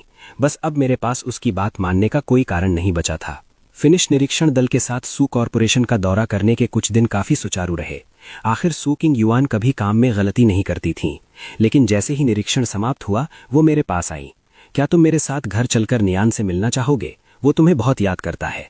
मैंने सिर हिलाया। भूल जाओ, उसने मुझे पहले कभी पसंद नहीं किया। अब जब मैं 6 साल से चला गया हूं, तो वो निश्चित रूप से मुझसे और नफरत करेगा। उसे जंग जिंग पसंद है। उसे उसका पिता बनने दो। इससे तुम्हारी अंतिम इच्छा भी पूरी हो जाएगी। तुम जंग जिंग से जल्दी शादी क्यों नहीं कर लेती? इस तरह ये जीत जीत होगी, ताकि तुम्हारे भविष्य के पति को उसकी देखभाल तुम्हारे साथ नहीं करनी पड़े। सू किंग युआन ने थकान से आह भरी। ग्वानियन, क्या हमें ऐसे बात करनी है? मैंने उस पर एक ठंडी नजर डाली। सुनना पसंद नहीं तो हम बिल्कुल बात न करें। ये कहकर मैंने अपना सामान पैक किया और सीधे अपने होटल लौट गया। सू परिवार के घर जाने का तो कोई मतलब ही नहीं था। पता चला कि मेरा दोस्त भी देश में था। मैं बहुत अच्छे मूड में था। मैंने जल्दी से उसे मिलने बुलाया। जैसे ही हम मिले, उसने मेरी आंखों में चमक देखी। उसने मेरा हाथ पकड़ा और मुझे कुछ बार घुमाया, ऊपर से नीचे तक देखा। आखिरकार उसने मुझे गले लगाया और कहा, ये हुई ना बात भाई, तुम ऐसे ही दिखने चाहिए थे। 6 साल से नहीं मिले। भाई एक साथ होते हैं तो बातों का अंत नहीं होता। बातें करते करते कई घंटे बीत गए। हम अभी जोश में बात ही कर रहे थे कि मेरा फोन बजा। ये एक अज्ञात स्थानीय नंबर था। मैंने माथा सिकोड़ा, एक पल हिचकिचाया, लेकिन अंततः उठाया। दूसरी तरफ एक औरत की हिचकिचाती हुई आवाज आई। नमस्ते, क्या मैं ग्वानचिन के पिता से बात कर रही हूँ? मैं उसकी होमरूम टीचर हूँ। ग्वानचिन स्कूल में एक क्लासमेट से लड़ गया। मैंने उसकी माँ को फोन किया था। उन्होंने मुझसे तुमसे संपर्क करने को कहा। मेरे दोस्त ने अचानक गुस्से से हस्तक्षेप किया, मेरा फोन छीन लिया। नहीं, गलत नंबर मिलाया है।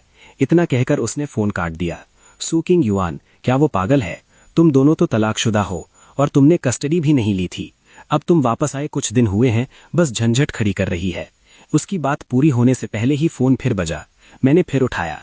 दूसरी तरफ शिक्षिका का लहजा उत्तेजित और अधीर था।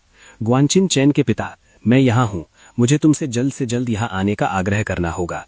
बड़ों के मामलों को बच्चे के शारीरिक और मानसिक विकास को प्रभावित नहीं करना चाहिए। इससे भी बड़ी बात, ग्वानचिन ने अपने क्लासमेट का सिर फोड़ दिया है। दूसरे माता पिता जोर दे रहे हैं कि तुम आकर घायल बच्चे को अस्पताल ले जाओ। मेरे पास कोई चारा नहीं था। मैं और मेरा दोस्त बस स्कूल की तरफ दौड़ पड़े। शिक्षक के ऑफिस में कई बच्चे मिट्टी से सने हुए थे, लेकिन बाकी सभी बच्चों के साथ उनके माता पिता थे। केवल घायल ग्वानचिन के पीछे कोई नहीं था। क्लासमेट के माता पिता अपने बच्चे को गले लगाए ग्वानचिन पर उंगली उठाकर गुस्से से चिल्ला रहे थे। इतना छोटा होकर इतना क्रूर कैसे हो सकता है? क्या तुम्हारे पिता ने तुम्हें नहीं सिखाया कि बिना मारे पीटे नहीं करते? इस माता पिता की बात खत्म होने से पहले ही पास के बच्चे बुरी तरह से दबी हंसी हंसने लगे। सब चिल्ला रहे थे, उसका कोई पिता नहीं है। ग्वानियन की आंखें गुस्से से तुरंत लाल हो गईं। एक भेड़िए के बच्चे की तरह वो फिर से लड़ने को दौड़ा। आप बता सकते थे कि सू परिवार ने शायद उसके लिए औपचारिक मार्शल आर्ट्स कक्षाएं लगवाई थीं, लेकिन उसके प्रतिद्वंद्वी के पास माता पिता थे। मुझे दरवाजे पर देखकर उसकी आंखों में चुभन हुई और लाल हो गईं। मैं देख सकता था उसकी आंखों में आंसू आ रहे थे, लेकिन उसने अपने निचले होंठ को कसकर काटा, सिर घुमाया और दृढ़ता से खड़ा हो गया। मैंने ग्वानचिन की अड़ियलपन पर कोई ध्यान नहीं दिया और अंदर चला गया। मेरी नज़र सब पर एक नज़र डाली और मैंने एक सरल परिचय दिया। मैं ग्वानचिन का बायोलॉजिकल पिता हूँ। मैं उसकी माँ से तलाकशुदा हूँ और मेरे पास कस्टडी नहीं है। नुकसान के बारे में आप उसकी माँ सू किंग युआन से बात कर सकते हैं। ग्वानियन ने अविश्वास से मेरी तरफ देखा। मैंने उसे जल्दी से अपनी आंखें पोंछते देखा। उसकी हरकत इतनी तेज थी जैसे वो डर रहा था कि मैं देख लूंगा। क्या ये बच्चा? फिर हमें अगला सीन दिखाया जाता है स्कूल के ऑफिस में, जहां ग्वानियन चैन खड़ा है और मैं उससे सवाल पूछ रहा हूं। और फिर मेरे मन में एक तीखा सवाल उठता है, यही वो बच्चा था ना जिसने अपनी माँ और मुझे तलाक लेने के लिए उकसाया था? तो आखिर ये आंसू कहाँ से आ रहे हैं अब? जैसे ही मैंने सू किंग युआन का नाम लिया, बाकी माता पिता ने एक दूसरे की तरफ देखा और उनका घमंड काफी हद तक कम हो गया। सू किंग युआन का नाम तो फाइनेंशियल सेक्शन की फ्रंट पेजेस पर सालों से छपता रहता है। शायद ही कोई ऐसा हो जो उसे नहीं जानता हो। ये छोटा सा मामला तो उसके खुद आए बिना भी आसानी से सुलझ सकता था, लेकिन फिर भी उसने ये मामला मुझ पर छोड़ दिया। क्या उसे लगता है कि इससे मेरे अंदर पिता वाली भावनाएं जाग जाएंगी? क्या वो भूल गई है कि प्यार के लिए 2 तरफा रास्ता होना चाहिए? तभी एक माता पिता बोल पड़े, श्रीमान गू, भले ही आप सीईओ सू से तलाकशुदा हैं, लेकिन ग्वानचिन के किसी को मारने के मामले में आपको हमें एक सफाई तो देनी ही पड़ेगी, है ना? मैंने सिर हिलाया। मेरी नजर ग्वानियन पर पड़ी। बड़े प्यार से लेकिन सख्ती से पूछा, तुमने लड़ाई क्यों की? ग्वानियन ने गर्दन तानी बोलने से साफ इनकार कर दिया। मैंने ठंडे लहजे में कहा, अगर बात नहीं करनी तो अपनी माँ के आने का इंतजार कर। मुझे काम है। मेरे पास तुम्हारे साथ यहाँ उलझने का समय नहीं है। मेरी बात पूरी होने से पहले ही ग्वानचिन एक दुश्मन जानवर के बच्चे की तरह चिल्ला उठा। उन्होंने कहा, मेरा कोई पिता नहीं है। अब तो संतुष्ट हो गए ना? मम्मी ने अंकल जंग से शादी क्यों नहीं की? वो मेरी तरह तुम्हें इग्नोर नहीं करते। मुझे तुमसे नफरत है। मैंने उसके चिल्लाने का इंतजार किया, फिर एक भौं उठाई। जब मैं और तुम्हारी माँ तलाकशुदा नहीं थे, तब तुम्हारा जंग जिंगरॉन को पिता बनाने का मन करना और मुझ पर चिल्लाना समझ में आता था। अब जब हम तलाकशुदा हैं तो तुम जिसे चाहो अपना पिता बना सकते हो, जाओ ढूंढ लो। माता पिता ने एक दूसरे की तरफ देखा। कानाफूसी मेरे कानों तक पहुंची। इतना छोटा बच्चा अपने माता पिता को तलाक लेने को कहे, कोई आश्चर्य उसके पिता उसे नहीं चाहते। वो श्रीमान जंग, मैंने उसे देखा है, वो अक्सर सीईओ सू के साथ बड़े कार्यक्रमों में आता है। मुझे लगा वही उसके पति हैं। मैंने सोचा नहीं था कि वो दूसरा आदमी होगा। इतनी छोटी उम्र में गुआनियन चैन अपनी जिद्दी उम्र में था। वो ऐसी बातें कैसे सुन सकता था? वो तुरंत बाहर भागना चाहा, लेकिन कुछ ही कदम बढ़ाए थे कि पीछे हट गया, क्योंकि सू किंग युआन उसके असिस्टेंट और बॉडीगार्ड्स के साथ अंदर आ गई। उसका चेहरा भावहीन था, पूरी तरह दबंग ताकत से भरा। जैसे ही वो आई, पूरा ऑफिस और भी तंग हो गया। उसकी ठंडी नजर ने सब पर एक नजर डाली। क्या हुआ? सब मेरी तरफ देखने लगे। मैंने तुम्हारी तरफ देखा, कोई एक शब्द नहीं बोला।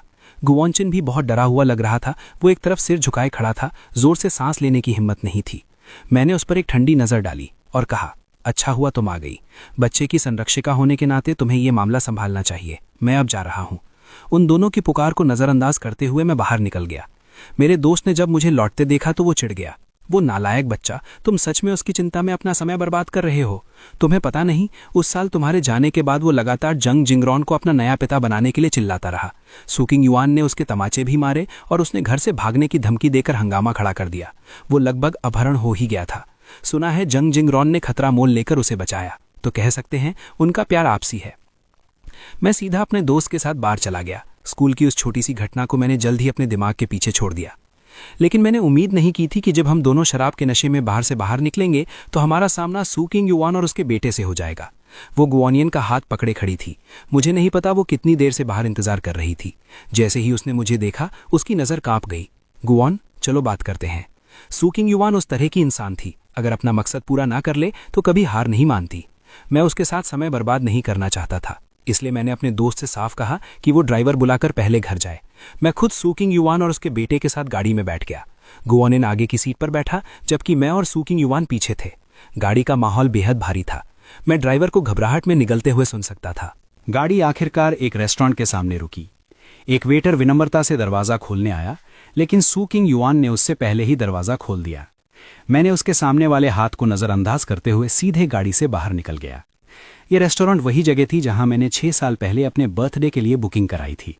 6 साल पहले मैंने खुद सू किंग युआन से मेरे बर्थडे पर मेरे साथ आने का आग्रह किया था, लेकिन उसने कोई जवाब नहीं दिया था, क्योंकि उसने पूरा रेस्टोरेंट जोंगजिंग के लिए बुक करवा दिया था। मैं खाना तक नहीं खा सका था। 6 साल बाद उसने खुद पूरा रेस्टोरेंट मेरे लिए बुक करवाया था, लेकिन बदकिस्मती से आज के मैं को इन चीज़ों की कोई ज़रूरत नहीं थी। मैं बैठ गया और सीधे मुद्दे पर आया। तुम्हें कुछ कहना है तो कहो, लेकिन पहले 2 बातें साफ कर लेता हूं। पहली, कस्टडी ट्रांसफर करना संभव नहीं है। दूसरी, दोबारा शादी करना भी संभव नहीं है। सू किंग युआन ने माथा से कोड़ा। लगा कुछ कहना चाहती है, लेकिन रुक गई। गुआनियन ने लाल लाल आंखों से मेरी तरफ देखा। आंसू किनारे पर थे, लेकिन आज का मैं उसके रोने की वजह से रात भर नहीं जागेगा। आखिरकार सू किंग युआन ने पहले बात की। अगर तुम मुझे पसंद नहीं करते थे तो शुरू में मुझसे शादी क्यों की? मैं हमेशा सोचती थी हम एक अच्छी जोड़ी थे। तुम सू परिवार के लिए सबसे योग्य दामाद थे। उसकी आंखों में एक मुश्किल से दिखने वाला दर्द था, लेकिन मैं एक ऐसी याद में डूब रहा था जिससे मेरी रूह कांप जाती थी। मैंने ठंडे लहजे में कहा, क्या तुम्हें नहीं लगता कि मेरे जैसा आदमी जो बचपन से टॉप करता आया है, उसे पढ़ना असल में पसंद नहीं था? तुम्हारे परिवार ने मुझे 16 साल की उम्र में चुन लिया था, सू परिवार के दामाद के रूप में ढालने के लिए। मैं इस बंदोबस्त से खुश नहीं था, इसलिए मैंने बगावत की, जल्दी डेटिंग शुरू कर दी और तुरंत मुझे एक एकेडमी में भेज दिया गया। मुझे हमारी शादी के दिन तक रिहा नहीं किया गया। वो यादें आज भी मैं याद नहीं करना चाहता। इसलिए मुझे तुम्हारा पति बनने की कोई परवाह नहीं थी, न पहले न अब। ऐसा नहीं है कि मैंने कभी प्यार भरी शादी का सपना नहीं देखा था कि एक दयालु पिता बनूं और एक वफादार बेटा पाऊं, लेकिन तुम लोगों ने खुद मेरी उम्मीदों को तोड़ दिया और मुझे साफ कर दिया कि सू परिवार एक पिंजरा है, एक ऐसा पिंजरा जो अगर मैंने नहीं छोड़ा तो मुझे पूरी तरह मार डालेगा। अब मेरी नई जिंदगी है। तुम लोग मेरे लिए सबसे अच्छा यही कर सकते हो कि मुझे परेशान ना करो। और जहां तक इस रेस्टोरेंट की बात है, उस रात 6 साल पहले मैं इससे पूरी तरह घृणा कर चुका था। इतना कहकर बिना माँ बेटे को कोई मौका दिए मैंने अपना बैग उठाया और बाहर चल दिया। जैसे ही मैं दरवाजे पर पहुंचा, मैंने पीछे से एक आवाज़ सुनी। मुझे नहीं पता था कि तुम उन चीज़ों से गुजरे, लेकिन मैं फिर भी तुमसे पूछना चाहती हूँ, अगर तुमने कभी प्यार भरी शादी के बारे में सोचा था तो क्या ये साबित नहीं करता कि तुम मुझे पसंद करते थे? अगर हाँ, तो क्या हमारे लिए फिर से शुरू करने का कोई मौका है, थोड़ा सा भी? मैं मुड़ा नहीं, न ही जवाब दिया। लेकिन मैंने उम्मीद नहीं की थी कि अगली दोपहर मेरे लंबे समय से अनदेखे पिता मेरे दरवाजे पर आ खड़े होंगे। उसके चेहरे पर वो मुस्कान थी जो चापलूसी और माफी दोनों का मिश्रण थी। इतने सालों से कहाँ थे, घर एक बार फोन तक नहीं किया। मैंने उसकी कनपटी पर नए भूरे बाल देखे। उस एहसास को बयान नहीं कर सकता था। वो ताकतवर आदमी जो कभी मुझे अपनी मर्जी से झुका सकता था, आज मेरे सामने सिर झुका रहा था। लगता है जो चीजें मुझे कभी परेशान करती थीं वो सब इतनी बड़ी नहीं है। मैंने कड़े लहजे में कहा, श्रीमान गू, अगर कुछ कहना है तो सीधे कहो, ऐसे चक्कर लगाने की जरूरत नहीं है। उसने शायद उम्मीद नहीं की थी कि मैं इतने तीखे लहजे में उससे बात करूंगा। उसके चेहरे पर मुस्कान एक पल के लिए रुक गई। बनाए रखना मुश्किल हो गया। इस बार कोई बड़ी बात नहीं है, बस सोचा तुम इतने सालों से घर नहीं आए, क्या एक बार आकर खाना नहीं खा सकते? आजकल सीओ सू हमारे परिवार के बारे में बहुत चिंतित रहती है। मैं देख सकता हूं उसके मन में अब भी तुम्हारे लिए भावनाएं हैं। तुमने परिवार से बिना बताए तलाक ले लिया। अब जब लौटे हो तो क्यों ना हम दोनों परिवार बैठकर बात करें। आखिर 16 साल की उम्र से तुम सीओ सू से शादी करना चाहते थे ना? मैं उसकी बातों के पीछे का मतलब समझ गया। मेरी मुस्कान और ठंडी हो गई। तुम कह रहे हो कि मैं और सू किंग युवान दोबारा शादी कर सकते हैं? गू ने बार बार सिर हिलाया। उसकी चालाक बादल जैसी आंखों में फिर से एक गणना करती नजर थी। मैं बिना सोचे व्यंग्य कर बैठा। सू परिवार ने इस बार तुमसे क्या फायदे का वादा किया है? रिसोर्स पार्टनरशिप या कोई प्रोजेक्ट? अगर गू परिवार सिर्फ अपने बेटे को बेचकर ही जीवित रह सकता है तो उसका दिवालिया हो जाना और जल्दी बंद हो जाना बेहतर होगा, मैंने बिना किसी शिष्टाचार के कहा। ये सुनते ही वो उत्तेजित हो गया। उसके चेहरे पर मुस्कान बिल्कुल नहीं रही। कुछ साल दूर रहा तो समझता है पंख लग गए? क्या ये तुम्हारे पिता से बात करने का तरीका है? अगर किसी बातूनी ने सू किंग युवान को नहीं बताया होता कि मैंने तुम्हें उस एकेडमी में भेजा था तो वो अचानक हमारे परिवार से निवेश वापस नहीं ले लेती। एक ही रात में गू कॉरपोरेशन का मार्केट वैल्यू आधा हो गया। आज जो हो, तुम्हें मेरे साथ उससे मिलने जाना ही पड़ेगा। ये कहते हुए उसने मेरी बांह पकड़ने की कोशिश की। मैंने उसे सीधे झटक दिया। फिर भी मैं उसके साथ वापस जाने के लिए तैयार हो गया। गू परिवार का ये सड़ा हुआ टुकड़ा, अब इससे निपटने का समय आ गया था। 1 घंटे बाद सू परिवार के पुराने निवास में मैं फिर से सू किंग युवान से मिला, लिविंग रूम में। गुआनियन शेन उसके बगल में बैठा था। मैंने उनकी तरफ ध्यान नहीं दिया और सीधे एक सीट पर जा बैठा। सू किंग युवान एक पल हिचकिचाई, फिर बोली, गुआनियन, तुम आज यहां क्यों हो? तुम्हें बताने की जरूरत नहीं है। मेरे लिए बेहतर है कि तुम बिल्कुल ना दिखो। सू किंग युवान की आंखें एक पल के लिए धुंधली हो गईं। काफी देर बाद उसने आह भरी, मैं तुम्हें मजबूर नहीं करना चाहती, मैं बस। उसे अपनी बात पूरी करने का मौका नहीं मिला। इस बार उसे टोकने वाला था गू। गू ने हंसते हुए एक बढ़िया शराब निकाली और मेज पर रख दी। उसने नकली उत्साह से सू किंग युवान और उसके बच्चे का स्वागत किया। आओ आओ, ये बढ़िया शराब पीकर देखो जो मैंने संभाल कर रखी थी। गुआनियान, ये लड़का बचपन से ही जिद्दी है, मैंने इसे डांट दिया है। इस बार वो लौटा है तो सीओ सू के साथ रहेगा, अच्छी जिंदगी बसर करेगा। मेरे ख्याल से हमें कोई शुभ दिन निकालकर दोबारा शादी कर लेनी चाहिए। उसने चापलूसी से सू किंग युवान के लिए पूरा गिलास शराब भर दिया।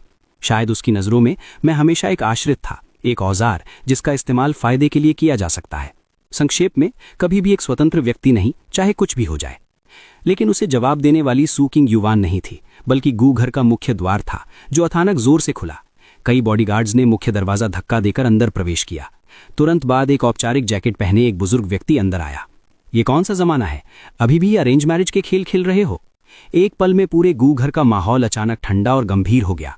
गू जल्दी से आगे बढ़ा, चापलूसी करने लगा। नेताजी, किस हवा में आपका पदार्पण हुआ? बुजुर्ग ने ठंडी सांस ली, उसकी तरफ देखा। उसकी नजर बर्फ की तरह तेज थी। 1950 में विवाह कानून ने अरेंज मैरिज को समाप्त कर दिया। तुम्हारी ये हरकत उसके खिलाफ भी है और सिस्टम के खिलाफ उकसावा भी। क्या तुम इतिहास की धारा के खिलाफ जाना चाहते हो? बस इन कुछ छोटे से वाक्यों ने गू को वहीं स्तब्ध कर दिया, जिसमें वो शख्स भी शामिल था जिसने हमेशा मुझे केयरटेकर की तरह ट्रीट किया था। सब स्तब्ध थे, बुजुर्ग को देख रहे थे। गू बोला, ये हमारा पारिवारिक भोज है, विदेश मंत्रालय से कोई यहाँ कैसे? सर, आप मजाक कर रहे होंगे। बूढ़े नेता ने उसे नजरअंदाज कर दिया। उसने बस मुझ पर दयालुता से मुस्कुराते हुए कहा, गुआनियान, यहाँ आओ। बूढ़े को मेरी तरफ देखते देख गू की आंखों में संदेह और बढ़ गया। ये नेताजी, आप किसी और से तो गलती नहीं कर रहे? मेरा ये बेटा कॉलेज भी पूरा नहीं कर पाया, कुछ साल पहले तलाक का हंगामा करके भाग गया था। सर, आप उसकी बात पूरी होने से पहले दोनों तरफ के बॉडीगार्ड्स ने आगे बढ़कर उसे रोक लिया। मैं खड़ा हुआ और सबकी हैरान नजरों के बीच बुजुर्ग के पास गया, एक माफी भरी नजर के साथ। बूढ़े नेता, मुझे बहुत खेद है कि आपको मेरे पारिवारिक मामले से इतनी परेशानी उठानी पड़ी। गू के मुझे ले जाने से पहले मैंने अपने भाई को, जो खुद एक डिप्लोमैट है, एक टेक्स्ट मैसेज भेजा था जब मैंने विदेश मंत्रालय में काम शुरू किया तो मैं उनसे एक बार मिल चुका था। बूढ़े ने हाथ हिलाकर टाल दिया। तुम विदेश मंत्रालय के एक उत्कृष्ट साथी हो, अभी जवान हो, 5 भाषाओं में फ्लुएंट हो और तुम्हारी कार्यक्षमता बेहतरीन है। मैं तुम्हारी पारिवारिक यात्रा की छुट्टी जल्दी समाप्त कर रहा हूँ। कोई आपत्ति तो नहीं? बिल्कुल नहीं, मैं तो काफी समय से अपने पद पर लौटने का इच्छुक था। बूढ़े ने सिर हिलाया। पीछे कई पुलिस गाड़ियां थीं। जैसे ही गाड़ी का दरवाजा बंद हुआ, पुलिस गाड़ी से एक व्यक्ति उतरा और गू को दस्तावेज दिखाए। हमारी जांच के अनुसार जिस स्कूल में आपने पहले गुआन को भेजा था उसमें कुछ समस्याएं हैं। कृपया हमारे साथ जांच में सहायता करने के लिए चलें। मैंने कुछ नहीं किया, इसका मुझसे कोई लेना देना नहीं। किस आधार पर मुझे गिरफ्तार कर रहे हो? गू जोर जोर से अपनी बेगुनाही का ऐलान कर रहा था, लेकिन किसी ने कोई ध्यान नहीं दिया। एक पारिवारिक भोज अप्रिय रूप से समाप्त हुआ। मैं बूढ़े नेता के साथ गाड़ी में जाने की तैयारी कर रहा था कि अचानक पीछे से एक सिसकी आई। पापा! गाड़ी का दरवाजा पकड़े मेरा हाथ अनजाने में कस गया। बूढ़े ने मेरी तरफ देखा और सिर हिलाया। एक डिप्लोमेट की नौकरी दूसरी नौकरियों जैसी नहीं होती। अक्सर विदेश में तैनात रहना पड़ता है। परिवार से मिलने के अवसर पहले से ही कम होते हैं। कुछ मामलों को जल्दी निपटा लेना बेहतर होता है। ये शब्द कहकर बूढ़े नेता ने पहले प्रस्थान कर दिया। मैंने सिर घुमाकर सू किंग युआन और उसके बेटे की तरफ देखा। ग्वानियन शेन अपनी मां का हाथ कसकर पकड़े हुए था। उसकी आंखें मुझे देख रही थीं, आंसुओं से भरी। उसने अपनी सिसकी को रोकने की कोशिश की, अपना सिर ऊपर उठाया जैसे आंसुओं को गिरने से रोकना चाहता हो। क्या तुम सच में मेरे पिता नहीं रहना चाहते? क्या तुम सच में मुझे नहीं चाहते? ग्वानियन शेन ने अपने होंठ काटे, ऐसा लगा उसके लिए बोलना मुश्किल हो रहा है। पिछले कुछ सालों से मम्मी और मैं तुम्हें बहुत याद करते हैं। मैं अक्सर मम्मी को स्टडी में तुम्हारी फोटो को देखते देखता हूँ। मैंने पहले जो कहा वो मेरी नादानी थी। क्या तुम मुझे माफ कर दोगे पापा? मैंने उसे देखा। अचानक मुझे थोड़ा दुख हुआ। वो आखिरकार मेरा बेटा है। ये कहना कि मुझे उसका कोई दुख नहीं होता असंभव है। आज का मैं छोड़ सकता हूँ, लेकिन मैं उस पुराने मैं की ओर से माफ नहीं कर सकता। तो मैंने उसे शांति और नरमी से देखते हुए कहा, मैंने तुम्हारे साथ जो समय बिताया वो ज्यादा लंबा नहीं था। उन छोटे से 3 सालों में 1.5 साल तक तुम्हें इस दुनिया की पूरी समझ भी नहीं थी। उस समय मैं तुम्हें हर दिन गोद में लेता, छत के नीचे तुमसे बातें करता, लेकिन मुझे यकीन है तुम्हें उसमें से ज्यादा कुछ याद नहीं है, है ना? बाद में जब तुम्हें दुनिया की प्रारंभिक समझ आई, तब तुमने मेरे पिता होने के बजाय किसी और को अपने पिता की पुकार सुनाने की ज्यादा उम्मीद की। भले ही तुम सिर्फ एक मासूम बच्चे थे, उस पल मेरा दर्द असली था। उसके बाद के 6 सालों में मैं तुम्हारे विकास से अनुपस्थित रहा। मैंने कभी तुम्हारी परवरिश में हिस्सा नहीं लिया। तार्किक रूप से मुझे तुम्हें डांटने या कुछ सिखाने का कोई अधिकार नहीं है, लेकिन आज मैं तुम्हें एक बात जरूर बताना चाहता हूं। भले ही तुम सिर्फ एक बच्चे हो, सिर्फ एक बच्चे होने का बहाना ग्वानियन शेम माफी के लायक नहीं है। जैसे ही मेरी बात खत्म हुई, पीछे से एक विभत्स चीख आई। पापा, मुझे पता है मैं गलत था। मेरे कदम थोड़े लड़खड़ाए, लेकिन अंत में मैं नहीं रोका। मुझे ठंडा दिल या गैर जिम्मेदार कहो, कोई फर्क नहीं पड़ता। दूसरे मेरे बारे में जो भी सोचें, मैंने ग्वानियन शेन को पहले ही सब कुछ बेहतरीन दे दिया था। वो सू किंग युआन के पास है। उसे सबसे अच्छी शिक्षा मिल सकती है। उसे मिलने वाली देखभाल और प्यार कम नहीं होगा। भविष्य में वो पूरी सू कॉरपोरेशन को विरासत में लेगा। उसके पास जो कुछ होगा वो उससे कहीं ज्यादा है जितना वो कभी सोच सकता है। ये सोचकर मेरे मुंह के कोने एक राहत भरी मुस्कान में उठ गए। गू घर से बाहर निकलने के मेरे कदम तेज हो गए। जिस दिन मैं फिनलैंड लौटा, सू किंग युआन मुझे एयरपोर्ट छोड़ने आई। उसने अब मुझसे वो सवाल नहीं पूछे, क्या हम दोबारा शादी कर सकते हैं? वो बस चुपचाप मुझे देखती रही। गुआन, अगर हम सब कुछ फिर से कर सकते तो मैं निश्चित रूप से तुम्हें संजोती, तुमसे प्यार करती, ऐसे नहीं जैसे अब है। तुम्हें खोकर बहुत देर हो जाने पर पछतावा होता है। मैं हमेशा सोचती थी तुम हमेशा मेरे साथ रहोगे। मैंने कभी उम्मीद नहीं की थी कि मैंने जो कुछ भी किया उसने तुम्हें कभी खुश महसूस नहीं कराया। गुआन, मैं सच में बहुत माफी चाहती हूँ। मैंने उसे जवाब नहीं दिया। मैंने बस फ्लाइट इंफॉर्मेशन बोर्ड की तरफ देखा। आखिरी बार भी तुमने मुझे विदा किया था ना? बस उस समय हमने ठीक से अलविदा नहीं कहा था सू किंग। इस बार चलो ठीक से अलविदा कहते हैं। वो काफी देर तक झिझकती रही, एक पूरा वाक्य नहीं बना पाई। मैं उसके सामने खड़ा हो गया और उसकी तरफ अपनी बाहें खोल दी।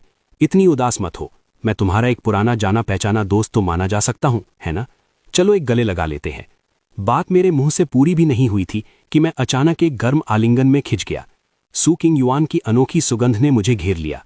उसने मुझे बहुत बहुत कसकर पकड़ रखा था। मैंने एक आह भरी। मैंने अपना हाथ उठाकर सू किंग युआन की पीठ को हल्के से थपथपाया। उसके कंधे बुरी तरह कांप रहे थे, जिससे मेरी सांस लेना भी मुश्किल हो गया था। जब मैंने मुंह खोला तो मेरी आवाज घुटी हुई थी। नॉनशेन का अच्छे से ख्याल रखना। कृपया बहुत दुखी मत होना। अगर कोई उपयुक्त व्यक्ति मिले तो एक नया परिवार बसा लेना। याद रखना, उस व्यक्ति के साथ अच्छा व्यवहार करना। सू किंग युआन ने मुझे गले लगाया और सिर हिलाया। एक ठंडे तरल की बूंद मेरी गर्दन पर गिरी। मैं आह भरने के अलावा कुछ नहीं कर सका। किस्मत कभी कभी बहुत क्रूर होती है। मैं हमेशा सोचता था सू किंग युआन के मन में मेरे लिए कोई भावना नहीं है, इसलिए मैंने निर्णायक रूप से छोड़ दिया। मैंने मूल रूप से सोचा था कि मेरा जाना सबके लिए सबसे अच्छा समाधान था, लेकिन मैंने कभी उम्मीद नहीं की थी कि ये सब चूक गए मौकों में समाप्त होगा। शायद ये रिश्ता सू किंग युआन के लिए भी एक अफसोस है। वो औरत मेरे कान से लगी। उसकी आवाज भयानक रूप से कांप रही थी। मुझे बहुत दर्द हो रहा है। मैंने तुम्हें पहले कभी इतनी गंभीरता से नहीं पकड़ा था। उस पल मेरी आंखें जल उठीं। फिर मैं राहत के साथ मुस्कुराया। अब इससे कोई फर्क नहीं पड़ता किंग युआन, हम दोनों को आगे बढ़ना है, पीछे मत देखना। उसने मेरा हाथ थामा और मेरी आंखों में गहराई से देखा, अविश्वसनीय रूप से गंभीरता से। मैं एक नया पति चाहती हूं और नॉनशिन का हमेशा सिर्फ एक ही पिता होगा। मुझे पता है अतीत ने तुम्हें बहुत चोट पहुंचाई है, तुम हमें माफ नहीं करना चाहते, लेकिन नियानशेन और मैं तुम्हारा इंतजार करेंगे। अगर किसी दिन तुम हमें देखना चाहो तो बस मुझे बता देना। चाहे मैं कहीं भी हूं, मैं निश्चित रूप से नानशेन को तुरंत तुम्हारे पास ले आऊंगी। मेरे घर का दरवाजा तुम्हारे लिए हमेशा खुला रहेगा। उसकी बात पूरी होने से पहले एयरपोर्ट के एक खंबे के पीछे से एक छोटी आकृति बाहर निकली। गुआन यानशेन की आंखें लाल थीं। पापा, मुझे पता है मैं गलत था। मैं तुम्हारा इंतजार करूंगा। मैं तब तक इंतजार करूंगा जब तक तुम फिर से मेरे पिता नहीं बनना चाहते। मैं झुका, ठीक उसी तरह जैसे उसने अनगिनत बार जब वो छोटा था मैं उसे दिलासा दिया करता था। धीरे से उसके चेहरे से आंसू पूछे। मुझे माफ करना नानशेन, मेरे लिए तुम्हारे साथ हमेशा रहने का कोई रास्ता नहीं है, लेकिन मैं हमेशा तुम्हारा पिता रहूंगा। ये कोई नहीं बदल सकता। लेकिन इससे पहले कि मैं एक पिता बनूं, मुझे पहले अपने आप को बनना होगा। फिन एयर फ्लाइट A52 के यात्रियों का ध्यान आकर्षित करें। कृपया बोर्डिंग के लिए गेट पर जाएं। हेलसिंकी जाने वाले यात्री कृपया ध्यान दें, आपकी उड़ान ने बोर्डिंग शुरू कर दी है। मैं धीरे से खड़ा हुआ, अपना हाथ बढ़ाकर गुआनशेन के बालों को सहलाया, फिर सू किंग युआन की तरफ देखा। मैंने बस इतना कहा, इसे घर ले जाओ। ये कहकर मैंने अपने बगल में रखा छोटा सूटकेस उठाया, मुड़ा और 1 कदम 2 कदम बिना पीछे देखे चल दिया। विमान ने उड़ान भरी, बादलों को चीरता हुआ ऊपर की ओर बढ़ गया। नीचे पूरा शहर रोशनी की एक बुनाई बन गया। शायद खून के रिश्ते हमें फिर से अनगिनत मौके देंगे, दोबारा मिलने के, कुछ शब्द कहने के, कुछ दर्द बांटने के। लेकिन मेरा चुनाव कभी नहीं बदलेगा। आगे का सफर अभी भी बहुत लंबा है और इस बार मैं केवल अपने लिए जीऊंगा।